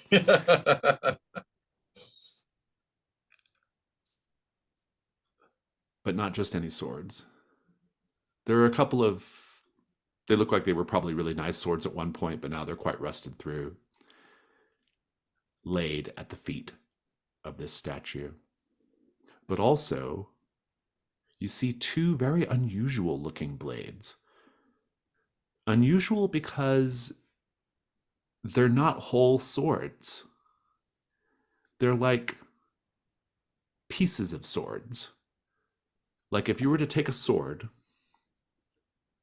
raise it up vertically, and then slice it into pieces that could be then put back together. It's like that. Do they look like the same pieces of the same sword or a bunch of different swords? They look like they do match up. Like one's got like a little kind of a piece of pommel and another's got like one jagged bit of the right side of the blade and not much else, and maybe just like a bit of tang. They do look like they would go together, and they have one other identifying mark, which you'll notice if you take the time to look. They're each stamped with a Roman numeral. One of them is stamped with a Roman numeral 2, and one is stamped with a Roman numeral 9. What do you do? Taking a little breather from the digging. Try and fit them together. They do go together, but there's clearly pieces missing. Yeah. Yeah. I will take those and stick them with my stuff. I Okay. think I'll leave my hair sword in its place. That's your counter offering to the clap statue. Very good, very good. I heard you like swords. Indeed, indeed. Everyone else is going through the sword choke stream to the east. We'll check into that in a moment. Riven, in addition to the lock, there is a lot of other stuff in the room. There's the wardrobe, there's the dresser, there's all the clothing. What are you doing right now, Riven? I'd make sure all of the tallow candles are lit around the room so I'd have the best view possible of everything. Very good. The lock is the first thing that jumps out at me because of its intricate, complex nature and Mhm. just my natural curiosity. But I guess the first thing I would look for is, are there any swords in the room? What if I Strike told me- you the chances are really high that there are? It strike me as uncanny if there are not. Yeah, that would be really striking, wouldn't it? Make a hunt roll. Make a hunt roll. And the way you've described lighting all the stub candles, I'll let you make it with 2 dice. Okay.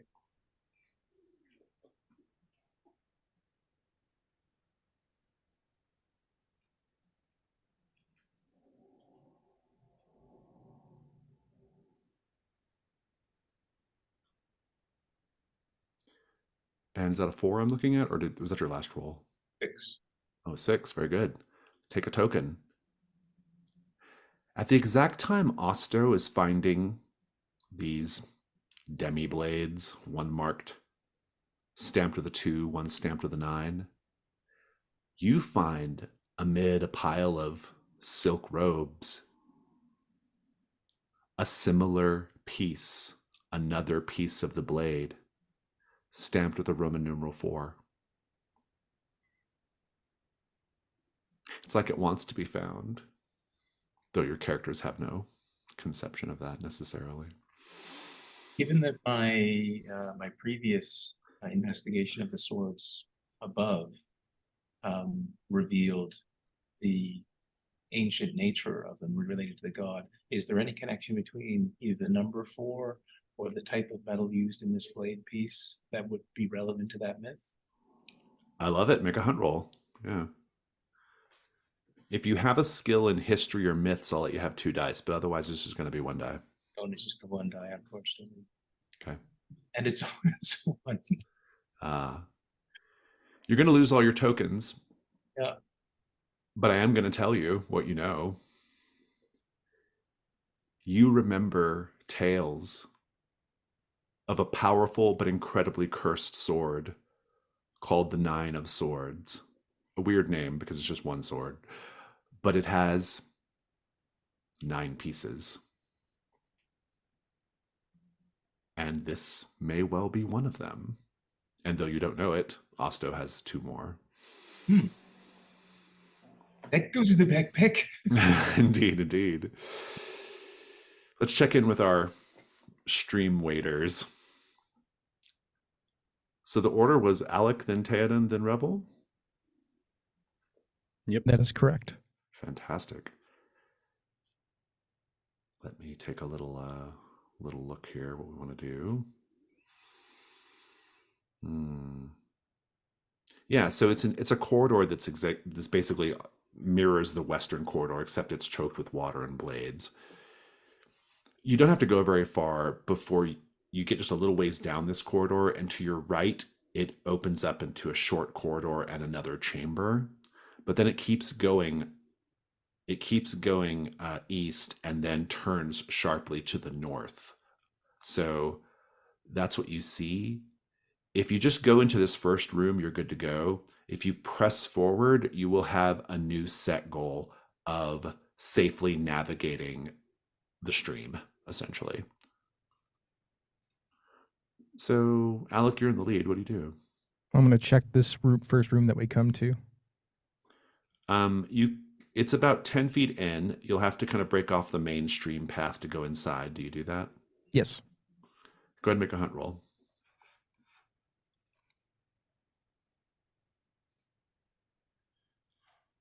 I'm sorry, I forget. Is it 1 die, 2 die? 1 dice, always just 1, or you always get 1, and then you get another if your skill or equipment will help I you. have hunting. Does that work? Maybe not. That's a bit of a stretch. I get a torch. You have, Does you that have help? my torch too. Oh, Torch, yeah, this yeah, torch. yeah. I think we'll go with that. You can go ahead and do 2 dice then. 4.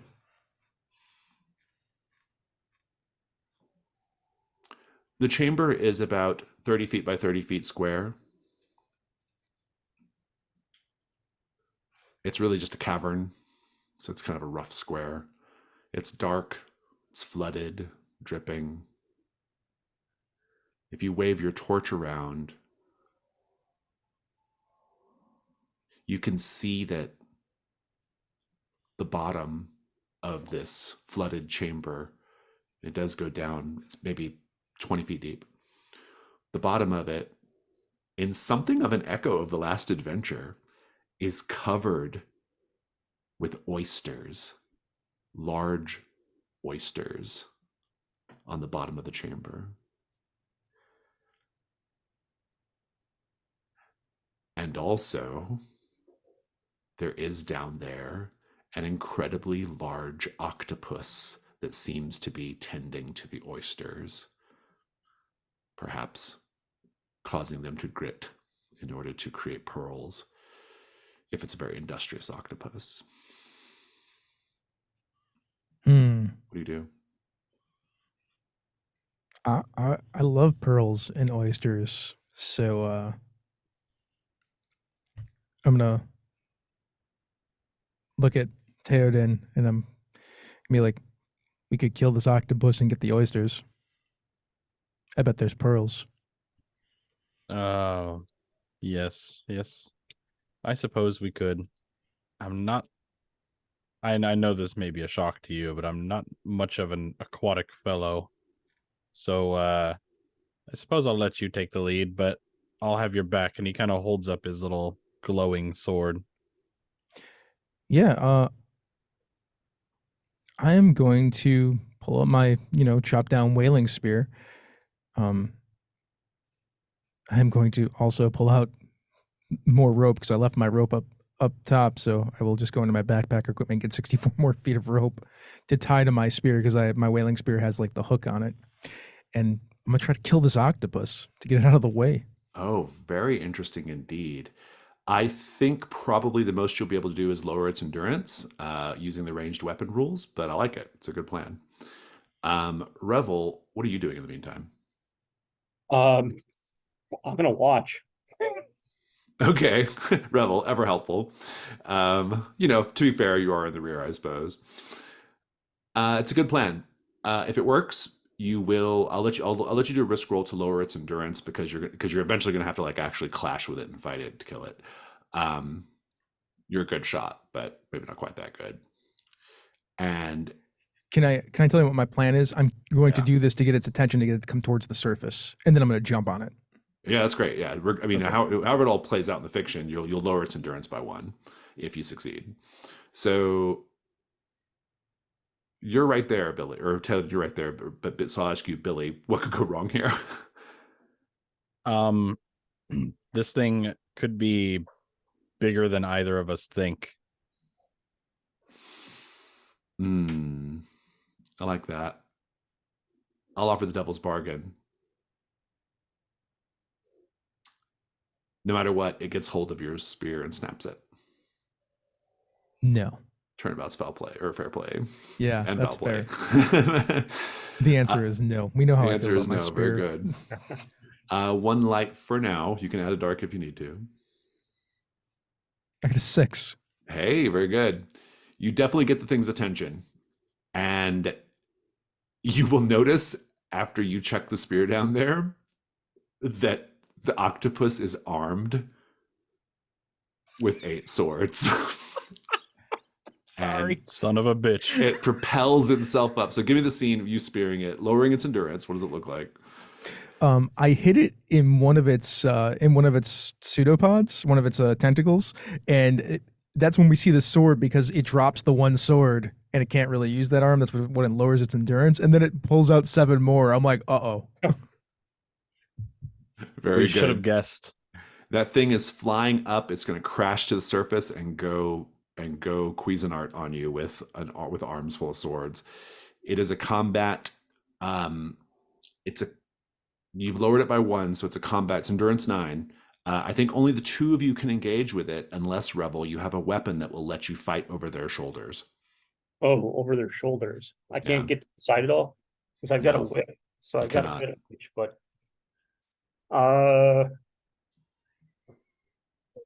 actually I will use a ritual. Okay. Um Ritual as a weapon. Yeah, let's see here. I'm trying to think of what would be better.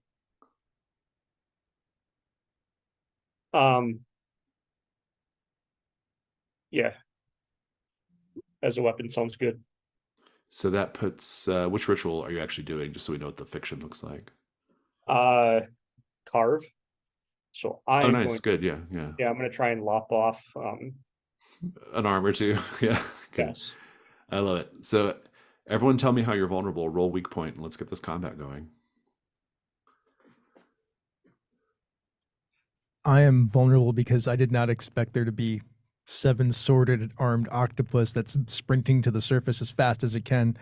Also, I will say when it like gets up here, it squirts me in the face with the ink that it can squirt out. Okay, That's what makes yeah. me weak. Yeah, My weak sure. point's 4. Weak point 4. I think Theoden is weak because of the same reason. Sword wielding octopus is not what he expected. He barely expected an octopus. And also, when it comes to kind of, in case this combat goes a little more deeper into this cavern, he's not exactly very deft if he's in like waist high or even deeper water. So I think that's a pretty good reason to be weak against Yeah, this and thing. the two of you don't have a lot of like space because the trough dips down pretty quick, so you're kind of just standing in the doorway, essentially fighting it, right? Which is why Revel has to use magic, because Revel can't reach the thing. You're still vulnerable though, Revel. How are you vulnerable? Give me a weak point. Because I'm doing this kind of pretty quickly. I miscast the ritual. I screw up part of the ritual, Oh, you start carving willy nilly, yeah. and it takes a chunk of me. Mm-hmm. So Theoden's weak point's 4. Alex's weak point is 4. 4 is not looking good. What's your weak point, Revel? 2. 2. Let's see how we do on this combat. I'm going to let you have the roll, Alec. It is a combat 3, looking for 9 on the 2 highest dice. I got a 10 with 2 4s. Of course, you got 2 4s. Very good. A 6, a 4, and a 4. You will destroy it. Congratulations. You are also going to take Alec and Theoden are taking 2 hits. You're right there in sword arm range. If you're going to mark armor, work that into your narration. Otherwise, describe how you take the hits. We'll check in on the combat in a moment, though. Osto, you finally you are cracking through. Riven, you can hear the crumble of the stone coming down to the ladder. What are the two of you doing right now? When I get like there's a like the tiniest opening, it's kind of like shout down and say, is that you down there, Riven? Yes, Oster, it is I, Master Riven. You have almost broken through with your tremendous strength. Thank you for saving me. There is a door down here, however, but it has a very intricate lock. I'm trying my best to solve it. Well, you keep working on that. I'll keep working on this. Let's see how that lock is going, actually. It is pretty complex. You do have some makeshift tools, not proper tools for lockpicking. And I want to look at your skills really quick, Riven. Blood. Deduction might help, actually. Surgery might help in a weird way. And you have these tools. Yeah, if you're content to just keep slowly plugging away at it, just like Osto's slowly chipping away at the stone, one of them will eventually give. And so we'll just come back at it in a bit. Let's have this combat. Let's go ahead and narrate this combat. Kick it off, Alec. So I had hooked my spear down there, and I'm a whaler. I do this all the time. I have it wrapped around me so that I can yank it back pretty quick. But it's a struggle to get it up before the octopus gets there, because the octopus is at home in the water. The octopus and the spear come out at the same time, and I like leap to grab the spear and land on the octopus. But I don't keep my footing very well because it's kind of slippery. So I'm like floundering on the octopus, and it starts beating on my back with these swords. Which destroys my leather whaling jerkin, because that's my armor that I'm going to mark. I love it. Ted, and keep it going. Yeah, I think with some leftover arms that it has, it's not beating Alec with all of its arms. So Theoden's got his newfound sword, and he's got in his offhand his curved ritual knife that he used last time and is more accustomed to using.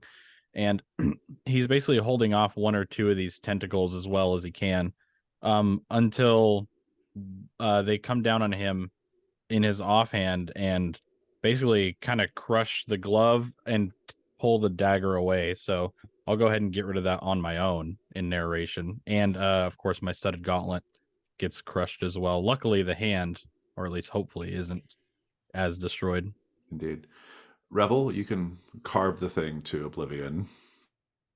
Yeah, so the while they're doing that, I'll just do a little bit of slicing and dicing and cut off a couple of the tentacles before I get to the beak, and before the beak it's in the process of reaching out to snap at one of those two, I just cut it off, slice through it. Nice. Riven, you're going to get the door undone. I'd like for you to narrate what this looks like with a particular eye toward how your surgery skills help you get this lock out of place so that you can open the door. I imagine that as he is delicately maneuvering his scalpel and tools inside of the lock, he almost closes his eyes and imagine he's at his table doing some very intricate surgery, perhaps in the heat of battle when he has to block out everything around him and he's just going by feel more than anything else. And so he's very attuned to any of the triggers or calipers inside of the lock mechanism itself, almost like an experienced lockpick as he's feeling his way inside the mechanism and around it, as if he's trying to fish out a piece of shrapnel or a shard from a wound. And eventually you get the click, click, chunk, chunk, and the door can be opened. It opens up into a corridor that's about 10 I feel feet. like I've won some prize. Yeah, it opens up into a corridor that's about as wide as these other corridors, and you do have enough light coming from the room to be able to see down a little bit. It goes down about 30 or 40 feet and then turns left, but also keeps going straight. It also seems to be on a bit of an incline as well. Is it lit? Are there torch brackets? There are not, but you have enough light coming from behind you with all your candles that you lit to be able to see enough that it turns left and goes straight. Can I hear any quacking or running water? Big hunt roll. Um,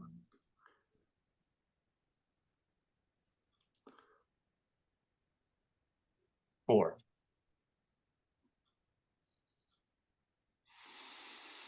Well, Take a token and let me take a look at my materials here.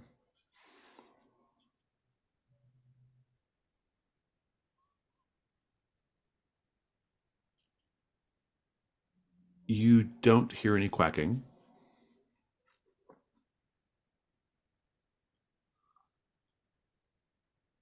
You don't hear any quacking, but you do see a strange figure hovering in the directly ahead. So it hangs left and it goes directly. It keeps going straight. And if you keep going straight, you see this person. This person is quite pale and face framed by stringy black hair. And they're wearing an incredible number of crowns. So there's a crown, and there's another crown, and there's another crown, and there's one cocked this way and one cocked that way, and they go a little higher as well. And also, their feet aren't touching the ground. They're just sort of hovering there. This spirit of some sort. Would the number of crowns be 9? You can't tell from here. No. What do you do? Slowly closing the door. And yelling up the ladder, there's something else down here with me. Indeed. So you are going back in, you said? You're going to close the door? Closing the door and yelling up Dawson. Master, there's something down here with me. Digging as fast as I can. Osto, you will eventually crack through. You'll see the ladder. Do you join Riven? It sounds like Riven would prefer to come back up here. Is that right?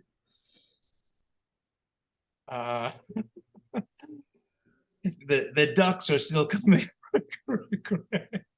There's only one thing down here. There's several up there. Oh, we've got the ducks taken care of for now. What's down there? It's floating, and it looks dead and ancient. Is it floating like the swords were floating before? Definitely off the ground. Well, it could be another one of those slime things, I guess. Or it could be something worse. So Definitely not one of those slime things. if you would like to come back up here with the rest of us, you're welcome to. Or perhaps you could join me down here. Sure, why not? Very good. We'll resolve this scene in a bit. Hey, let's see if the octopus is holding any valuable swords. Who wants to roll a gold 9?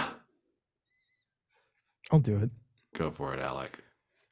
By the way, I fell into the water at some point and it got sprayed by the octopus's ink. Oh yeah, love that. Sucks. You take it as I a got 2. condition. Okay. Question for the group, because you all get to decide. Since there's 2, do you want 2 single rolls for 2 swords, or do you want 1 sword, but I'll roll 3 times and give you the best result? I want one sword, roll 3 times, give us the best result. That's my vote. Let's do it. I think I'm all right with that. Sounds good. Very well then. Somebody give me 3 results on the D100. We can each roll 1. I got a 32.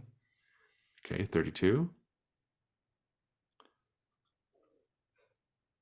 want to roll for me? I don't have a D100 handy Sure, or no problem. D10s or I got a 67 also.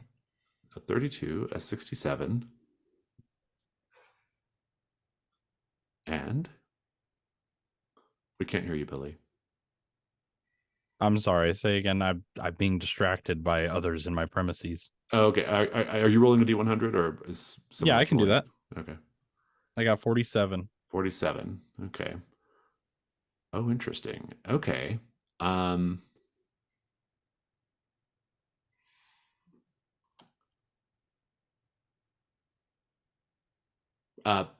7 of the swords it had are rusted junk.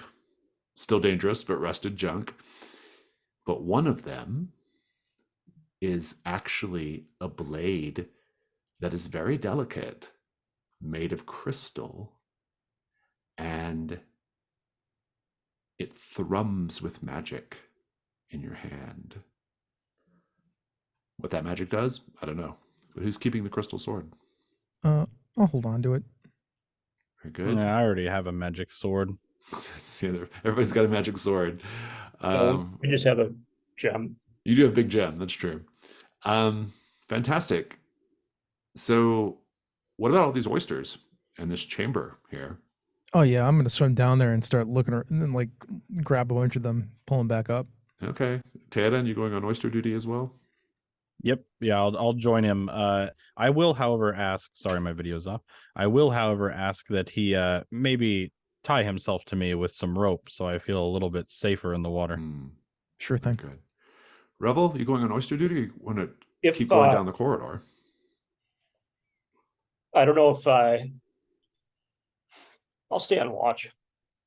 Good, I have a plan for you then. Uh-oh. Revel. No, I'm going alarm. I'm kidding. Yeah. Revel, while they're doing that, and you're kind of hanging back,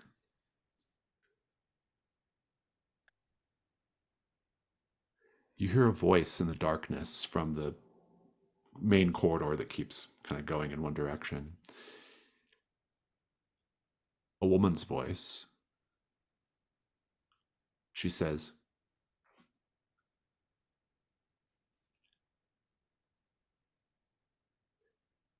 "Can you help me? I'm lost. I don't know how I got here, but I require the assistance of someone brave and true." Only you hear it, Rebel. What do you do? Well, she's obviously not asking for me. It's an irony, Brave right? Brave and true. Let's see here. I don't see anything, I would assume. Do you have a light source? Yeah, I have a torch. I probably have, because they had torches, so I'm probably holding one of the torches when they went in the water. You see in this stream, which goes up to about knee height, swords, of course, choking it. But you see in the stream a woman sitting in the water. You can see her torso and her arms, and she's quite beautiful. And she says, "I thought no one was ever going to come along. My prayers have been answered."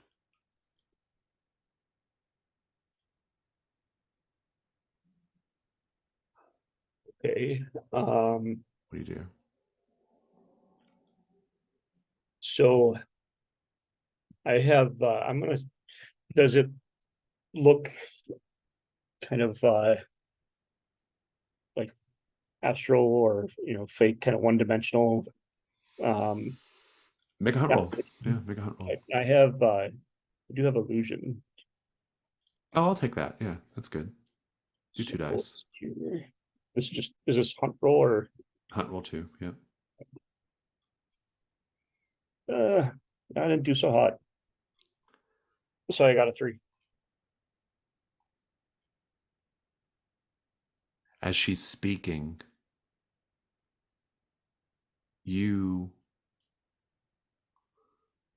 she's about 50 feet away, just outside the nimbus of your torchlight. You see her sitting in the water, and she's speaking. As she keeps speaking, a moment later you realize she's a little closer. Still sitting in the same position, but definitely a little closer. And for whatever reason, you don't even react. As she keeps telling you what happened to her, she got caught in the blades. She can't move. She needs help. Someone, please free me. And she's closer again. Every time you look up, in fact, she moves a little closer. And when she gets right next to you, you look down and realize that she has the lower half of a lobster and the upper half of a beautiful woman.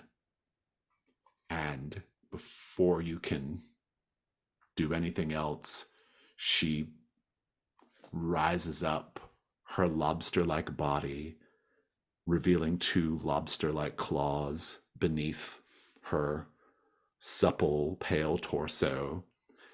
And you're in combat with this thing. We're going to take a 5-minute break and come back and resolve it. We'll come back to Lobster Woman in a moment. Riven and Osto, you're down in this sort of oversized bed chamber, or the stuff in it is oversized. The chamber itself is normal sized. And there's this corridor that goes down and cuts to the left to something, and straight ahead, there is this strange crown-wearing spirit. What do you all do? Has Riven made a thorough inventory of the room?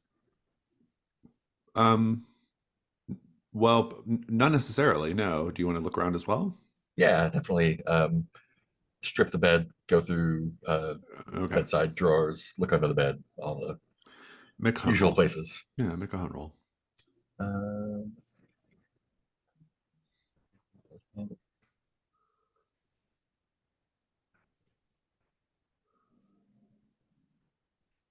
We can't hear you for some reason, Mark.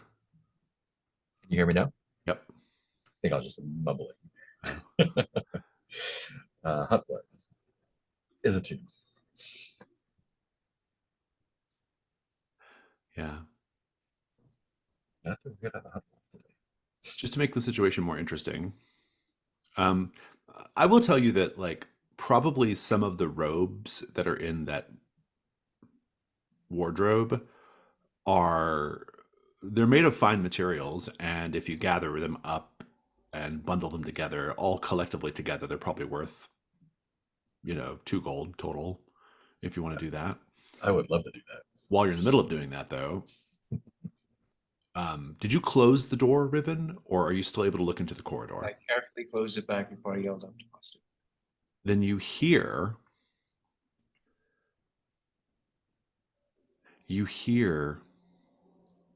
something approaching because it's sliding on the ground toward the door. You hear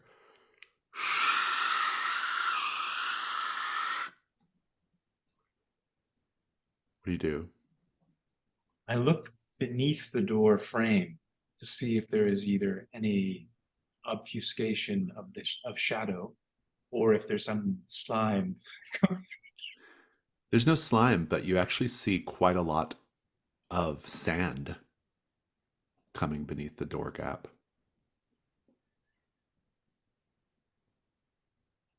When you say quite a lot, like it's pouring in? Not pouring in, but it's definitely wasn't there before. And there's nothing, there's no detritus or sand or debris coming off of the figure I saw in the hall. It was just sort of... No, and it wasn't even touching the ground either. Oster, I say there seems to be something else at the door now. There's sand pouring underneath the frame. Sand. Well, it looks like sand. Did you see something beyond the door that you were Oh, yes, interested something in? terrible beyond the door. So not that something Floating. that you want to be around, is what I'm hearing.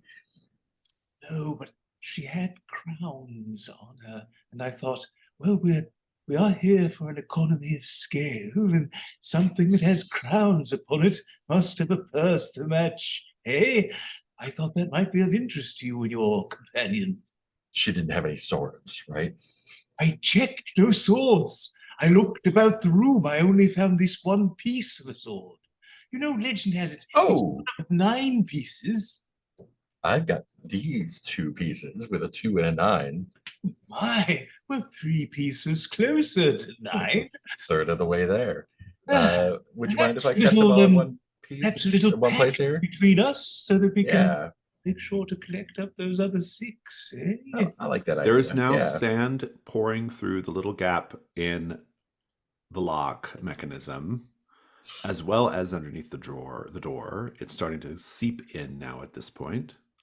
I wonder, with it coming at this height, if I triggered some trap or some such thing.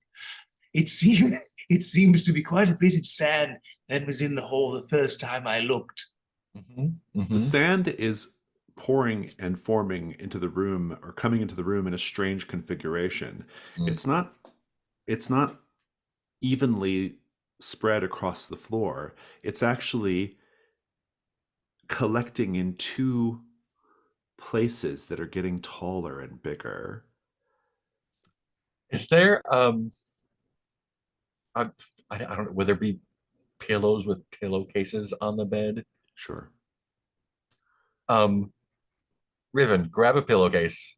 I'll grab one and try to sort of get a whole bunch of the sand that's forming into one of the things in case it's forming into a thing. Maybe we can at least take a chunk out of it or prevent it somehow. Okay. Indeed, you'll do this, but it's a fruitless effort because the sand just keeps it forms somewhere else. Mm. It's clearly trying to form into some kind of shape.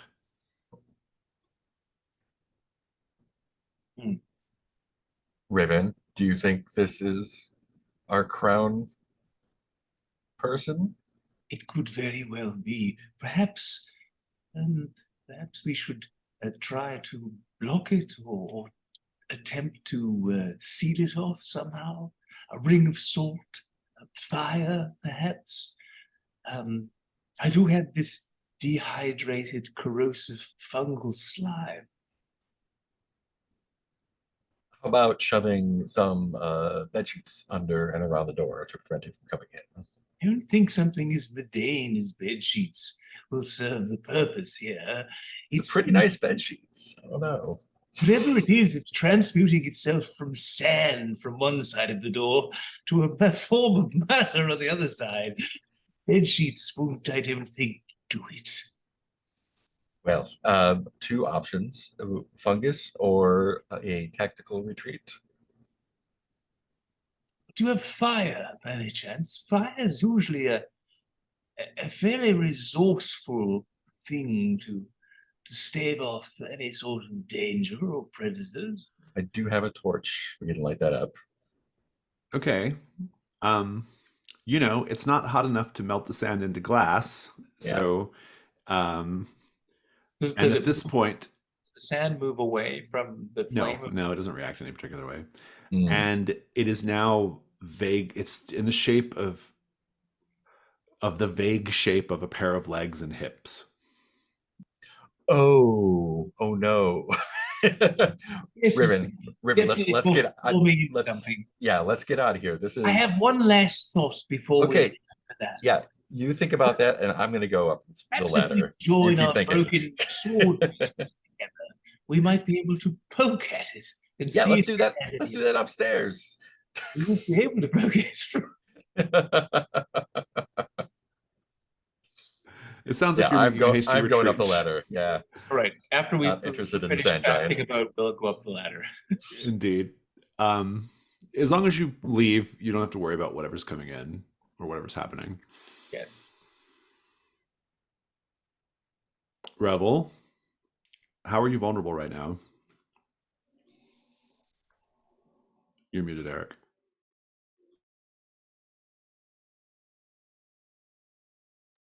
There's a couple of lobster claws coming straight to me. Yeah, I think it's I guess it's self-evident. Go ahead and roll a weak point. 6. The thing is an endurance 8. Your first combat round is a combat 1, so you obviously can't destroy it in the first round, but you can at least maybe not get hit. So go ahead and roll combat 1. Let's see here. Well, I didn't get hit. All right. A 3.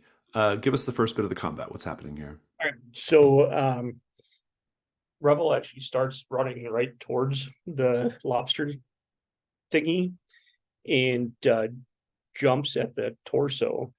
And as he's jumping, he takes out his whip, his barbed whip, and tries to wrap it around her neck and hang on tight, hoping that the lobster claws can't go back on itself very easily. Let's just do the second round. Go ahead and roll combat 2. I got a 10 A and 10. 6 and a 4. You are going to take a hit, but you can destroy the thing. Go ahead and describe it. All right. So I did manage to get around behind the body, but behind the torso, but as I was doing that, one of the claws ripped open a pretty big gash on the side of my leg. But when I got around behind her, I had the whip wrapped around the neck and just started pulling until it collapsed. Nice.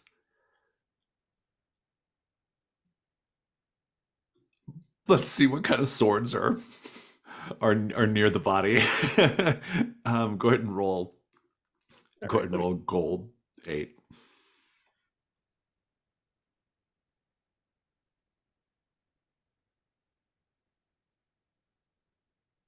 One. Give me a single D100 roll. Let's see here. Is there a? So there's not a D100 on here. So let's see here. Do you want me to roll for you? We'll race. If you can beat me, then That's sure. 48. 48. Oh, lovely. That's encouraging. You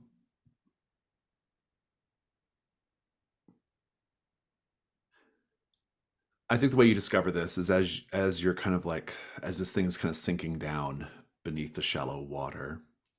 You're kind of generally accustomed to the feeling of the firm swords, like the iron swords, like kind of even if they don't tear cloth or skin, you can feel them poking always a little bit, right?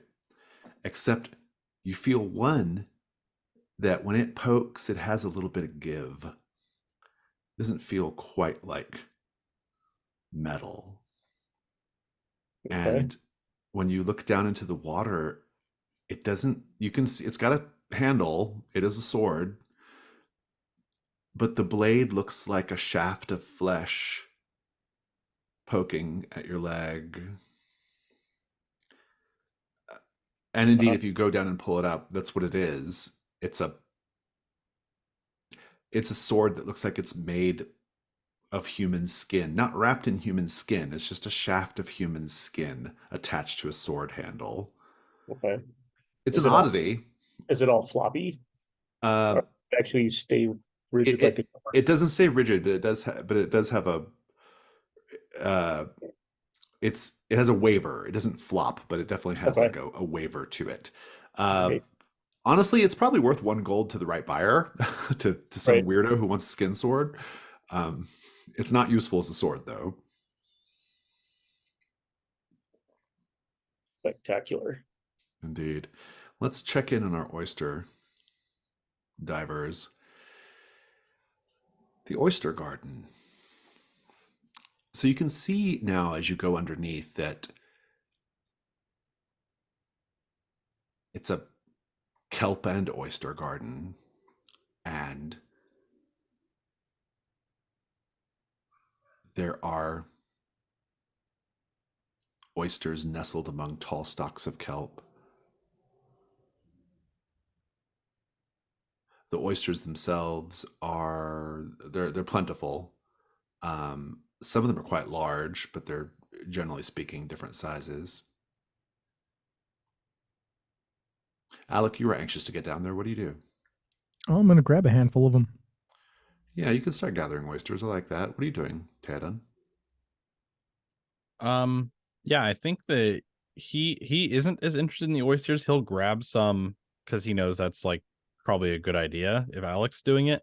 Yeah. But I must ask, are there any kind of swords at the bottom of this water, No, or is this actually just the ones that the octopus had? Yeah, okay, that's kind of what I was thinking. Seems like I the think, stream though- doesn't the stream for whatever reason doesn't push the blades in this direction down into the Oh, thing. okay. Yeah. Just enough for an octopus. Well, Yeah, the so octopus he'll probably the octopus might just grab some swords to arm itself, but yeah. he'll probably just gather some oysters as well. He'll just generally root around down there because he doesn't know there's no swords. You know what I mean? Yeah, well, you can go ahead and do a hunt roll since you're kind of looking beyond just gathering oysters. All right. Yeah, I mean, I don't really have light. Obviously, we're in the water. I think I'm just gonna roll 1 die then. Your sword's glowing. Yeah, that's Oh, a yeah, perfect my use for the sword glowing glows. sword. Yeah. Yes, that's Yeah. great. Thank God somebody remembered, not the Two guy dice. carrying it. Yeah. That is a 5.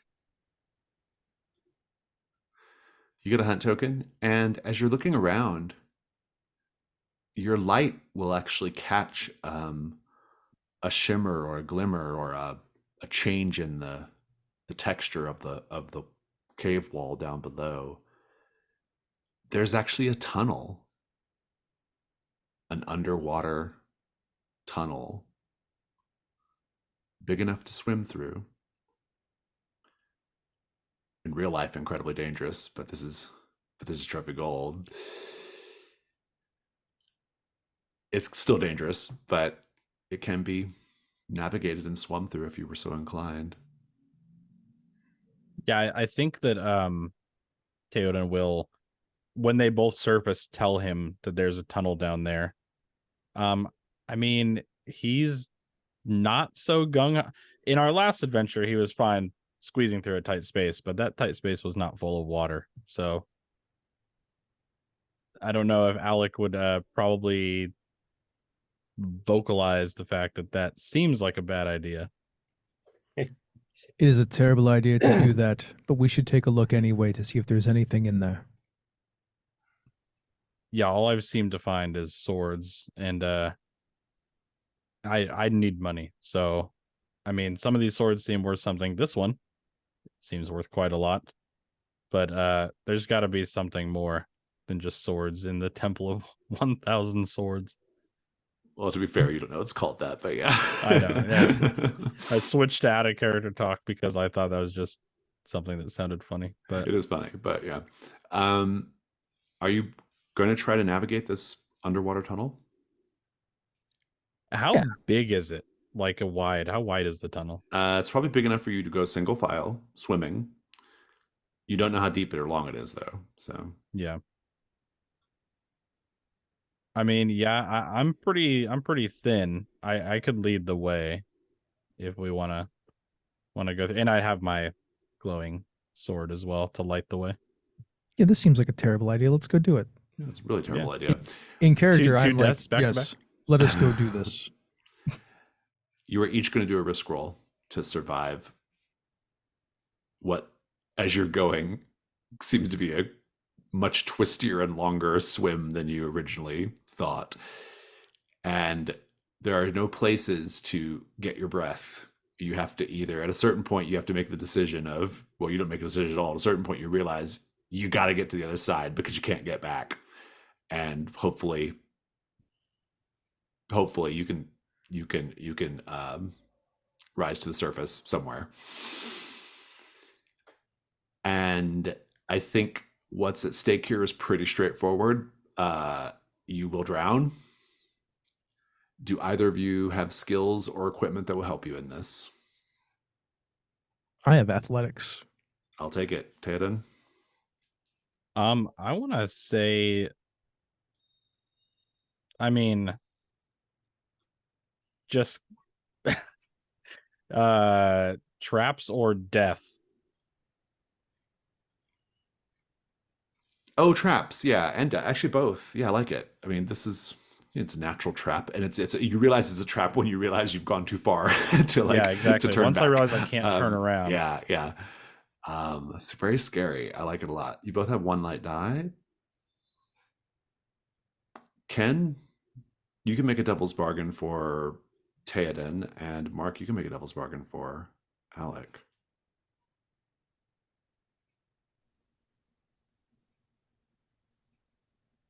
I say regardless.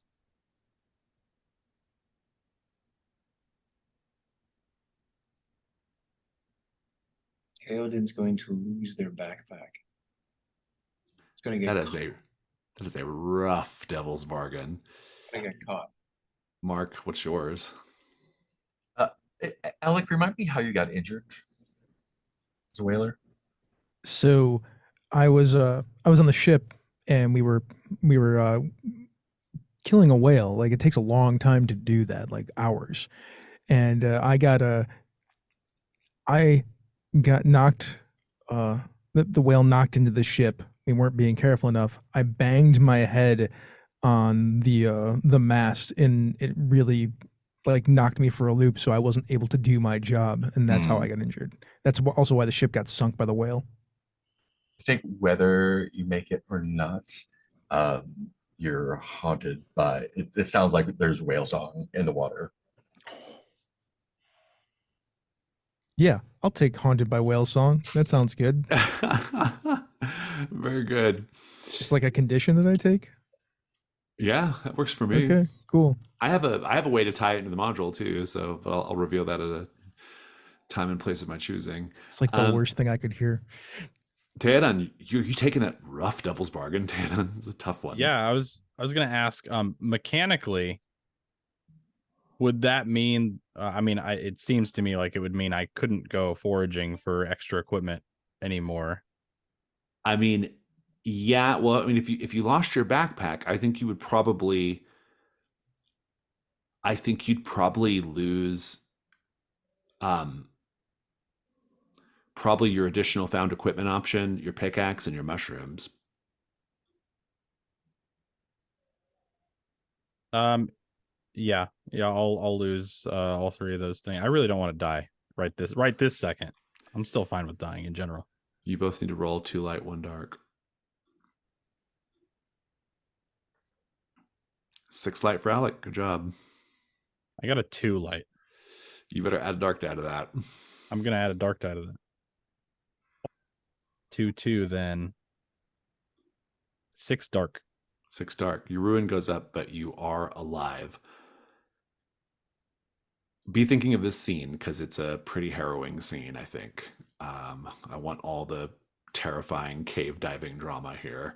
I don't know if you've ever watched any cave diving videos. It is terrifying. No one should ever do this. It's so... Yeah, I was getting a little bit of a chest feeling while you were explaining it. It's so dangerous. They put signs that say, like, you will die if you go any further. Like, Do not go past this point. You will be dead. Yeah. Osto and Riven, you're unaware of any of this drama because you're coming back up into the main chamber. You can hear some faint, disgruntled quacking in the west, but otherwise the duck eaters are no trouble. You see all the rubble and all the chaos of your initial entry into the dungeon. Let's just have the scene with the two of you. So, Riven, we have 3 pieces of this sword. Yes. So our companions went down where the river, the sword stream is coming from.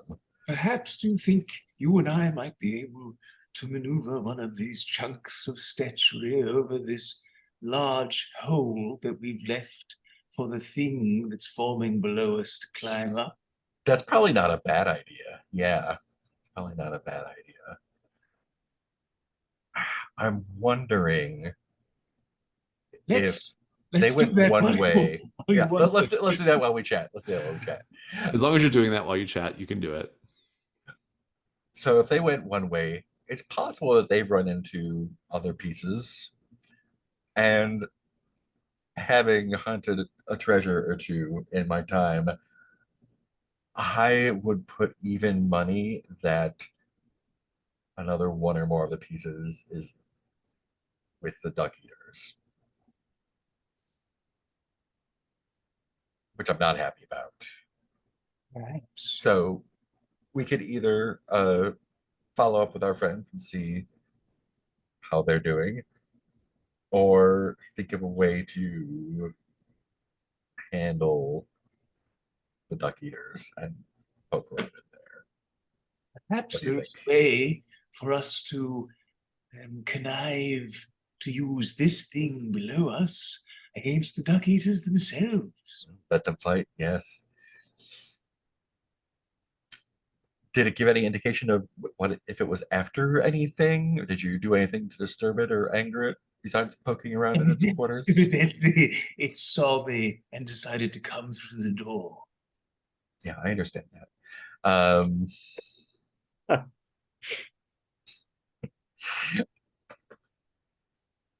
As I said, it was dead and floating. I ascertained that it is likely to do harm to us, but just as likely to do harm to the duck eaters.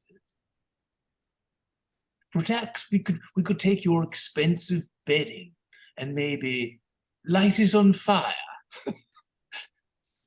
That bedding is rather expensive. But perhaps the prize that the duck eaters will reveal once they've been dealt with by the creature below could well then make up for your lost bedding. I don't know about you, but I have this condition that I need to take care of back in town I really can't spare any of Oh, that. you tell me about the condition. You know, I'm a rather renowned filmmaker. But I've heard stories, yeah.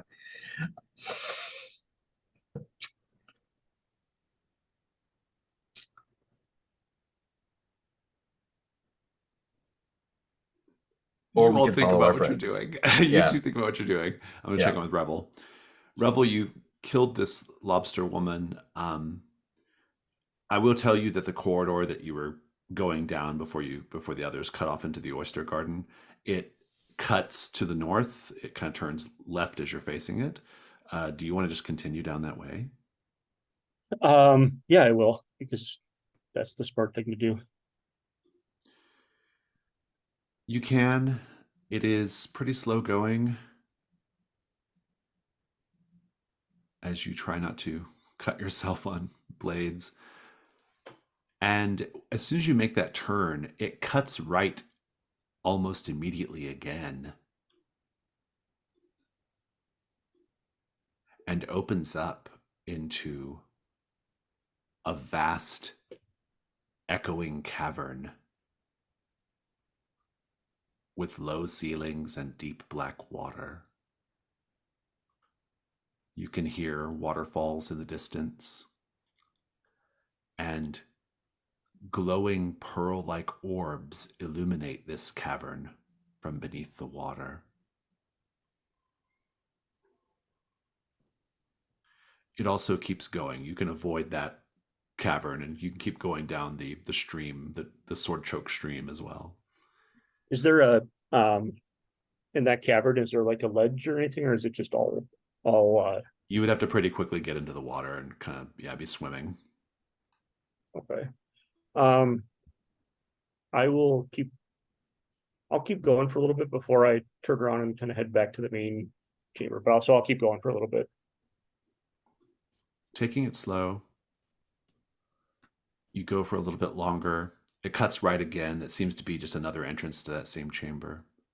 But then it keeps going past that. You can avoid that big sort of grotto altogether until you reach the next, another little chamber. This one is not cave chamber. This is a room.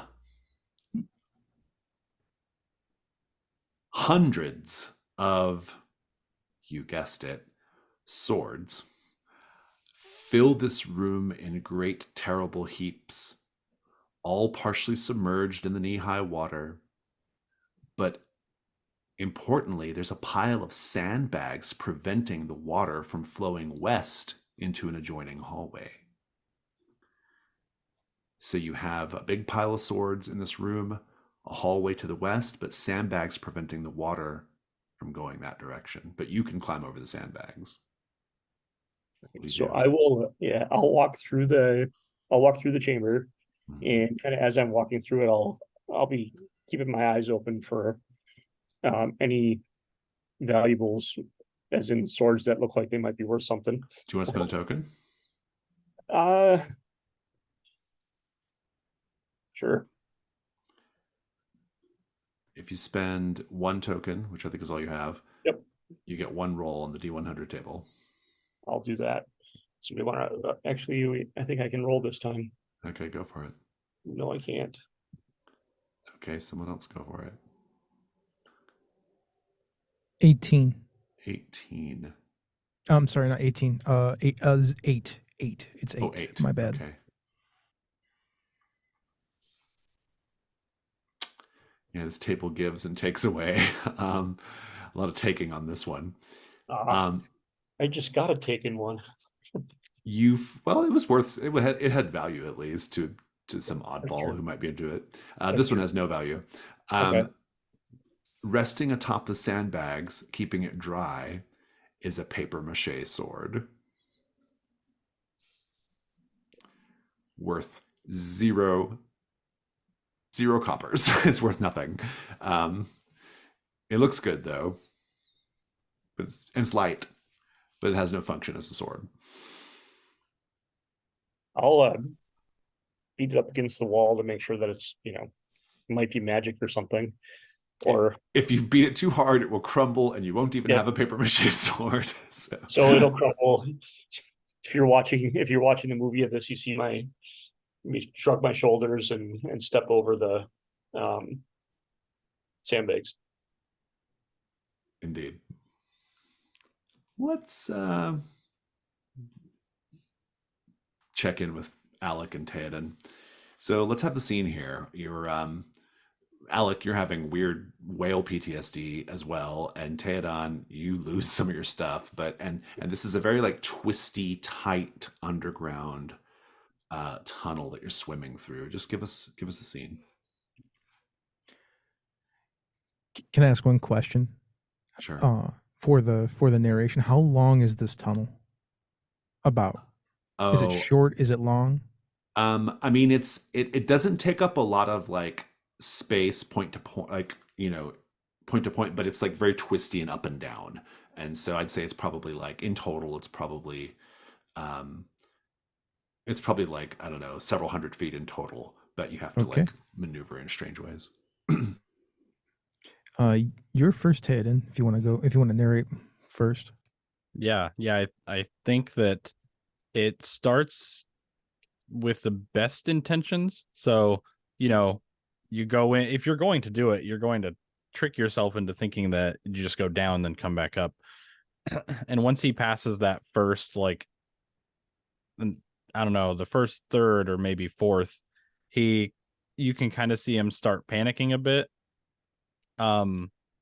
In the way you are definitely not supposed to do if you're stuck underwater or anywhere. And that's when you kind of start seeing him flail a little bit. His backpack catches, and stuff comes silently floating out. I don't think either of you were in a position to stop or care about that at the point that it happens. And yeah, you see him start like putting his hands out to the side and kind of like pushing himself along until he gets to the end and very barely makes it out.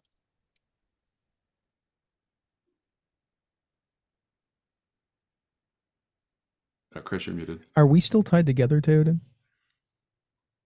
If you want us to be, I am totally fine with that. Oh, I think you remuted yourself. So we start going through. You go first. You have the light source. I do not. So it's dark, and you start hitting these twists and these turns. And at first, it's easy. Like, this isn't hard. It's twisty and whatnot. But I'm used to swimming. The stuff comes out of your backpack and actually gets in my way and catches me for a second. One of the items, like, I get caught on it for a moment. It because I'm a bigger person, and it creates a bit of a squeeze, but I get through that no problem. Then it starts getting hard to breathe, and I'm like, well, I know how to deal with this. It's not a problem. And then the whale song hits me, this reverberation in the water, and when that happens, I exhale without thinking about it, and I have less air.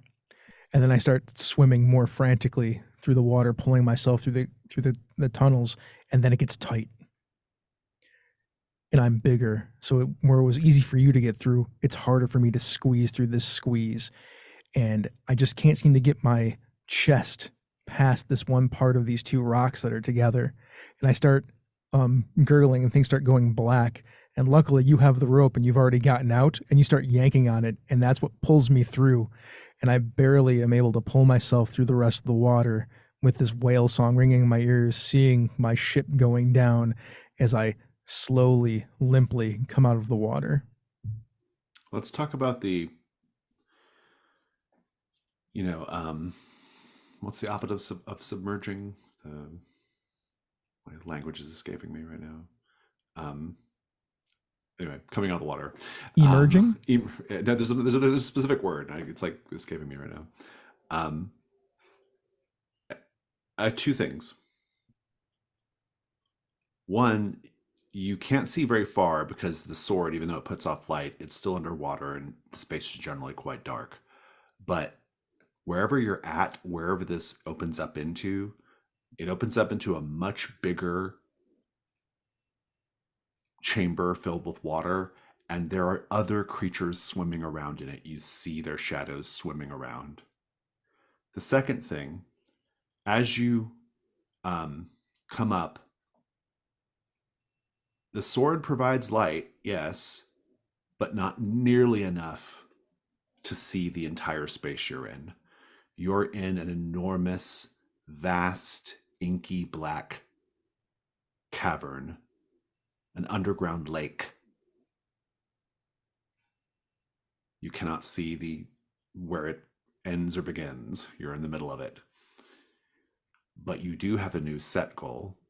It's an out-of-character set goal, not something your characters understand, but the set goal is to safely reach the Mer Queen's Island. We'll come back to you in a moment. Master Riven and Osto, did you figure out what you're going to be doing at this point? We have a plan. What is your plan? So we would like to lure the duck eaters to the opening, somehow get them down there and make them fight. Oh, you want them to fight whatever's down below? Yeah. Oh, And I interesting. will summon a few dozen apples, some poisonous, in hopes that they might follow that trail. And I think Riven had some. In case they eat to something that. other than duck. Just in case, yeah. In case the ducks have run low. Yes. And isn't it the remains of the duck eater that was killed? They're still there. Mhm. Yeah. Yeah. I will expertly vivisect them. Great. I love it. For what purpose? Just for fun or Practice, just practice. To add to the trail. Very good. Apples, Apples some of them and- poisoned and guts. Love it. Candy and wool. The trail of Indeed. candy and wool. Indeed. So the plan is to remove some of the rubble to lure the duck eaters down into the passage, which presumably they didn't know about, and because the statue was on top of it, and to get them to either be trapped by or battle whatever's down there. I like it. It's a good plan. You can be working on that. Revel, you get over the sandbags, and just as you get over them and look up, you are face to face with the crown spirit. It's right there, mere inches away. Behind it is corridor that can be traversed. It has all these crowns on its head. It's very ghoul-like. It's vaguely translucent. And it's just there.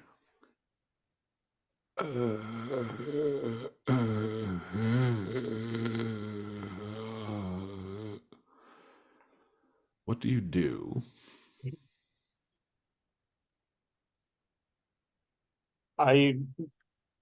So it's insubstantial?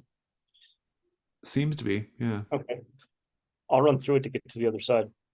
Oh, that's very dangerous. I like it. That is a risk roll. Are you running to generally escape from it or some other purpose? Generally escape, but also want to see what happens.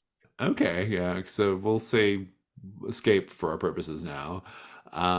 What happens could be up to the group. Everybody gets to say what could go wrong here.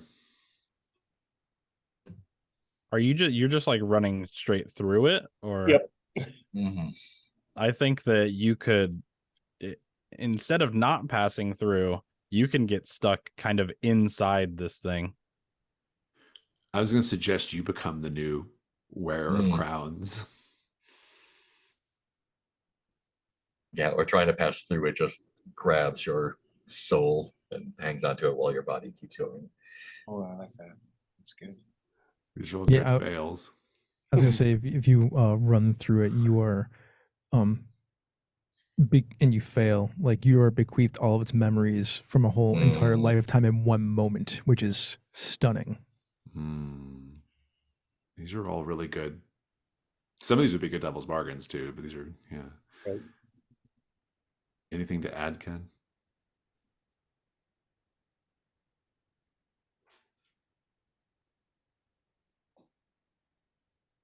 Yeah, I want to build on the you become it, and your body turns to sand, falls to the floor. Oh, that's interesting. The sand thing is interesting because I don't think that you two as characters or players are operating with perfect information here, but I can make it work if I decide to go with something like that. In any case, I get to choose ultimately what happens if you fail. Let's talk about your dice. Are you getting a die here for your skills or equipment? I'm spontaneous. Okay, that works. You've got one light die. Fortune favors the bold, and everyone can make a devil's bargain as well.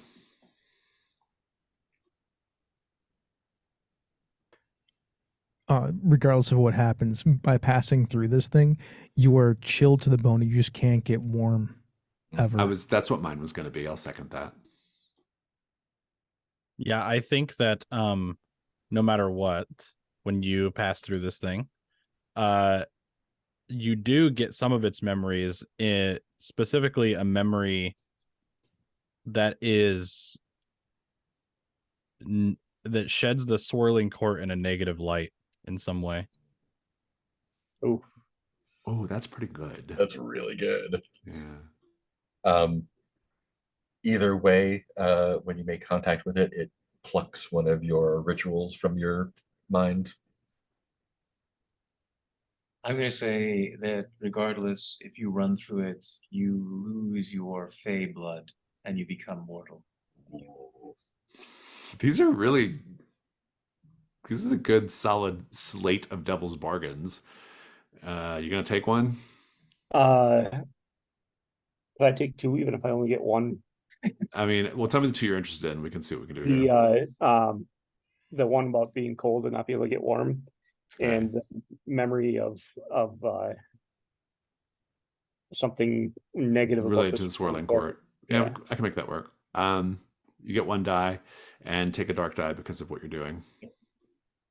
All right. Well, here goes nothing. That's something, I think. There's something. So my ruin does go up, Yeah. most likely because of that memory and being cold. Yeah, the combination. Go ahead and take the condition, like chilled to the bone. And do you want to handle the memory or do you want me to? I'll let you. Remind me what you believe is the case with the swirling court. I know it's a Fey thing, but tell me more about it. It's basically one of the it's basically like a familial court, so like a family, Mhm. and it's in the upper kind of tier of the nobility of the dark fae. Very interesting. Okay, I can work with that. And you want to join it. Yes. Interesting. I can work with that. Let's check in with Osto and Riven. And then I think for this session, that's a good place to leave Revel. I actually kind of like where we've left Alec and Theoden as well, in the middle of a vast, dark underground cave or underground lake filled with creatures. And let's check in briefly with Riven and Osto. I'm gonna need to do my ritual to get the apples in the first place. Yeah, I think this is a really interesting thing. I think that's probably going to be the nature of the role. That role will be what we'll do with the help from Riven if you need it, with the gizzards and the guts. I don't think you can say for sure what's going to happen when they get down there, but you can certainly lure them down there, and get them out of your way. So let's get dice on the table first. Do you have let's see what could go wrong. I think what could go wrong is they don't fall for it and you have to fight them. Keep it simple. But do you have a skill or equipment that will help you? Beasts. Say it again. Beasts. Oh, I like that. Yeah, that's good. And Billy, you can do the devil's bargain. So you're trying to lure these things down where you guys came up from? Is that what I'm understanding? The little chamber down below. I think that I mean, if the fail condition is pretty simple, my devil's bargain can be pretty simple. I think they don't all go down there. I think maybe the last one You gotta turns deal to with you at least guys. one. Yeah. Yeah, good. exactly.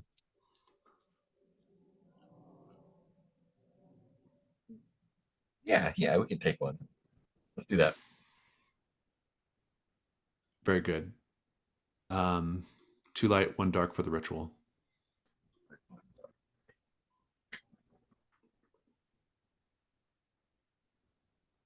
That is a 5 light. 5 light. Very good. You can do a help die if you want, Riven. If you want to accept help, Osto. Yeah, that'd be great. Just tell me how you're helping, Riven, if you want to do it. You have to put yourself in danger a little bit. Well, my vivisection of the body. Very good. Yeah, that works. Covered in the duck eater's blood, but I'm also getting close to where they will be breaking into to be able to paint the trail of apples to make it that much more attractive or angering. Either one will get it done. So Indeed. that'll put Riven in probably more risk than he's been in since the statue fell on his head. Roll a single light die, please. Okay. 4. Okay, it doesn't help, but it doesn't make your ruin go up either. I've got the complication in mind. I'll narrate it as I see fit. Give me the first bit, though, the preparation of the trail. What does that look like? I think the ritual is just kind of as if I'm walking through an orchard and just plucking apples out of the air like a cheap kid's magician. And like some of them are regular apples and some of them are poison. I don't think I know which ones are which, and laying those along the trail, along with the blood. I think we're gonna have to unblock the passage and just like call quack quack down there to draw them out. Riven, you want to take care of the trapdoor part? And the body too. I'm curious about that. Yeah. Yes. So all of the bits of viscera scattered amongst the apples. I'm almost imagining a bit of a pantomime. It looks something like a bad Bauhaus video as you're picking apples and I'm just throwing blood around. And then at the trapdoor, the pièce de résistance will be sort of the head and an interior slopping down inside of the hole. I love it. Something very lovely and weird and artistic about this whole scene. Yep. Let's make it more weird.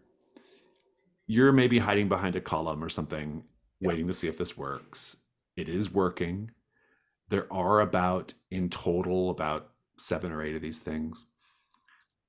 They all look like filthy men and women, though some of them are in different stages of transformation. Some of them are covered in more or less feathers sprouting out of their body. Some of them, their arms have started to shrivel and retract close to the sides of their torso, and they have a waddling walk. They all just make sort of awful noises, just sort of like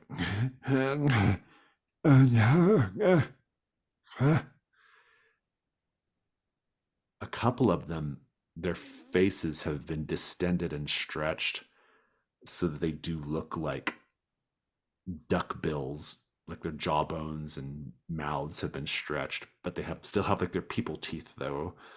They're chattering. They all go down. Some of them fall down. Some of them can actually manage the ladder. They remember enough of their former life. A couple of them eat the apples and die.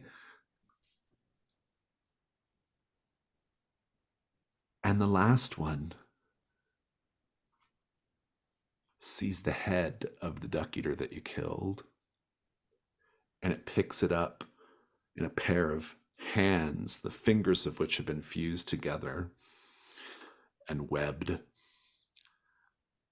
And they look at the head, and you can see in the ambient light a single tear rolling down their cheek. Quack, quack, quack.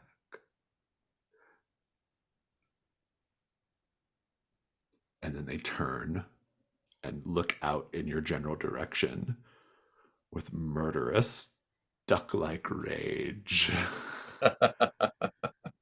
We'll end our session there with everybody in a very, very precarious situation. Maybe not you two, but yours is sad, if not precarious. The other two are definitely precarious. And we'll go to stars and wishes.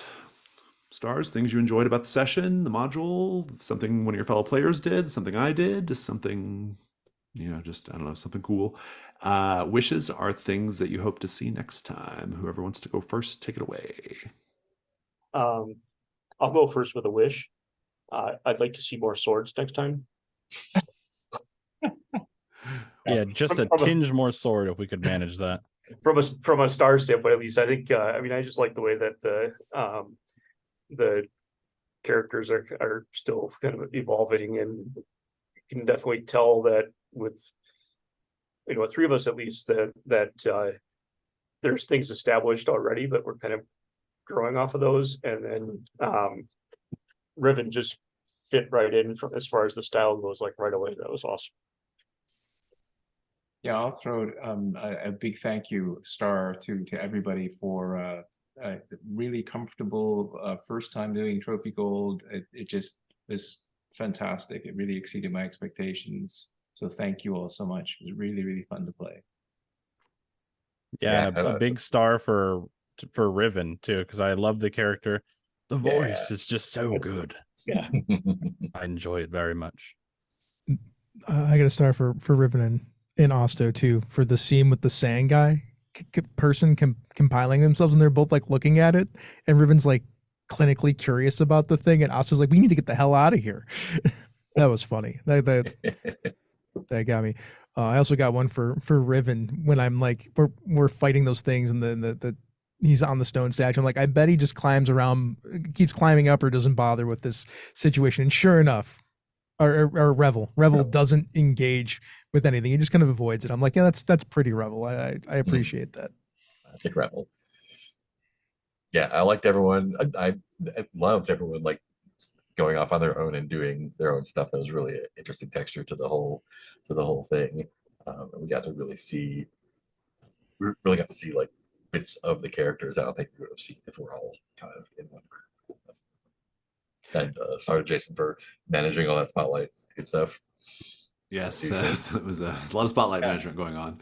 Really great spotlight management, Jason. Thank you for that. Great, awesome. I have a star for I really this dungeon is so if you can imagine it, it's even sillier as written. I've actually like dialed some of its levity down a bit, and it's still, because it's just so preposterous, like all the swords and the duck stuff, and like these are not the duck creatures are presented in a different way in the module than I'm presenting them. The mer creatures are also presented in a different way. It's not bad, it's just not quite what I wanted tone-wise. I do like the module quite a lot though. I think the module is really good, and the swords thing actually is going to make a huge amount of sense once you find that part of the dungeon. Like, it's very just like absurd right now, but it actually has there's a good reason for it, and that's my wish. I hope you do find that part of the dungeon and engage with that part of the dungeon. It is the big mystery here. But yeah, I thought everyone did a really great job. I love that you all kind of, sometimes willingly, sometimes not planned, you sort of split up, and because we get to see different parts of the dungeon, we got to see your characters behaving in different ways. I like that we had these like 2 team ups, and actually it felt really appropriate that Revel kind of went off by himself. That feels like something Revel would do. And yeah, there was so much good narration of the combats, the dangers. I really liked the swimming through the tunnel scene. That was really quite good and tense. I love an underground lake, so this module already gets big points for me because I love a vast dark underground lake. It's like one of my favorite fantasy game set pieces. And so that's my other wish. I'm curious what you two of you are going to do. You're in probably the most perilous situation in that lake, and you just went from one danger to one bad danger to a really, really bad danger. And I like that. I love Star for just walking through the spirit. I think that's really cool and interesting. And I'm curious to see. I have a week to think about it, but I'm really anxious to kind of dive into that memory and the sort of fallout of you doing that. Star for Ken for sliding right into the group really easily, and I love your characterization of Riven. He's a lot of fun. I like his particular worldview, which I think is really interesting. I also like that there's several times you very much suggested that you don't consider what you do the same as them. Like they're hunting treasure. They are scavengers and scoundrels. You're not. You're something different. And I thought that was really good. But yeah, overall, just a really, really good time. I also have a star for Billy, because every time Alec was like, "We should go do this thing," Theoden was like, "Yeah, we'll do that thing." I'm like, "All right." Like, I love the Alec and Theoden show. I love it. Like I feel like the two of you are always pairing up, because you kind of did that a little bit last time too, and it's fun. It's a fun dynamic. Yeah. Yeah, I think because I was the original idea was to be like very put your friends in front of you, right? And then we started kind of getting a character that did that really well. And so my in character, at least what I'm telling myself in my head, is the reason that Theoden isn't as much of a coward is because he genuinely trusts Alec 100%. After saving him 2-3 times in the last adventure, he 100%. Like if you're like, we should do that, it's like, hell yeah, dude, we totally should. I mean, you saved me once this time, according to the narration, so we're good there. I do have some stars for Jason too. The thing where you stuck your tongue out to show off the duck feather thing early on, I'm like, well, I haven't seen that in a role playing game pretty much ever, so that's pretty good. I like unique moments like that I've never experienced before. Oh, and also star for Jason for I said this last time too in the other adventure. The fun groaning noises. It will very much enhance my enjoyment of the game every time I hear you do that. So you're very welcome. I love a shambling groaning monster. Those are my favorite things. And I made the duck monsters that they weren't originally. So I made them into something I would have more fun with personally. I mean, they were like, I'm still kind of like in the spirit of them, of what they are in the module, but I just they weren't really hitting exactly right for me in the module, so I wanted to change that. But yeah, dude, that octopus killed me. I'm just like, it's so funny. It's such a funny part. Yeah, it's such a funny part. Yeah, it's really good.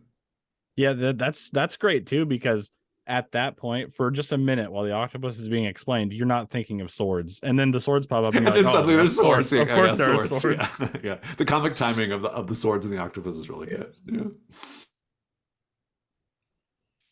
Any other stars or wishes?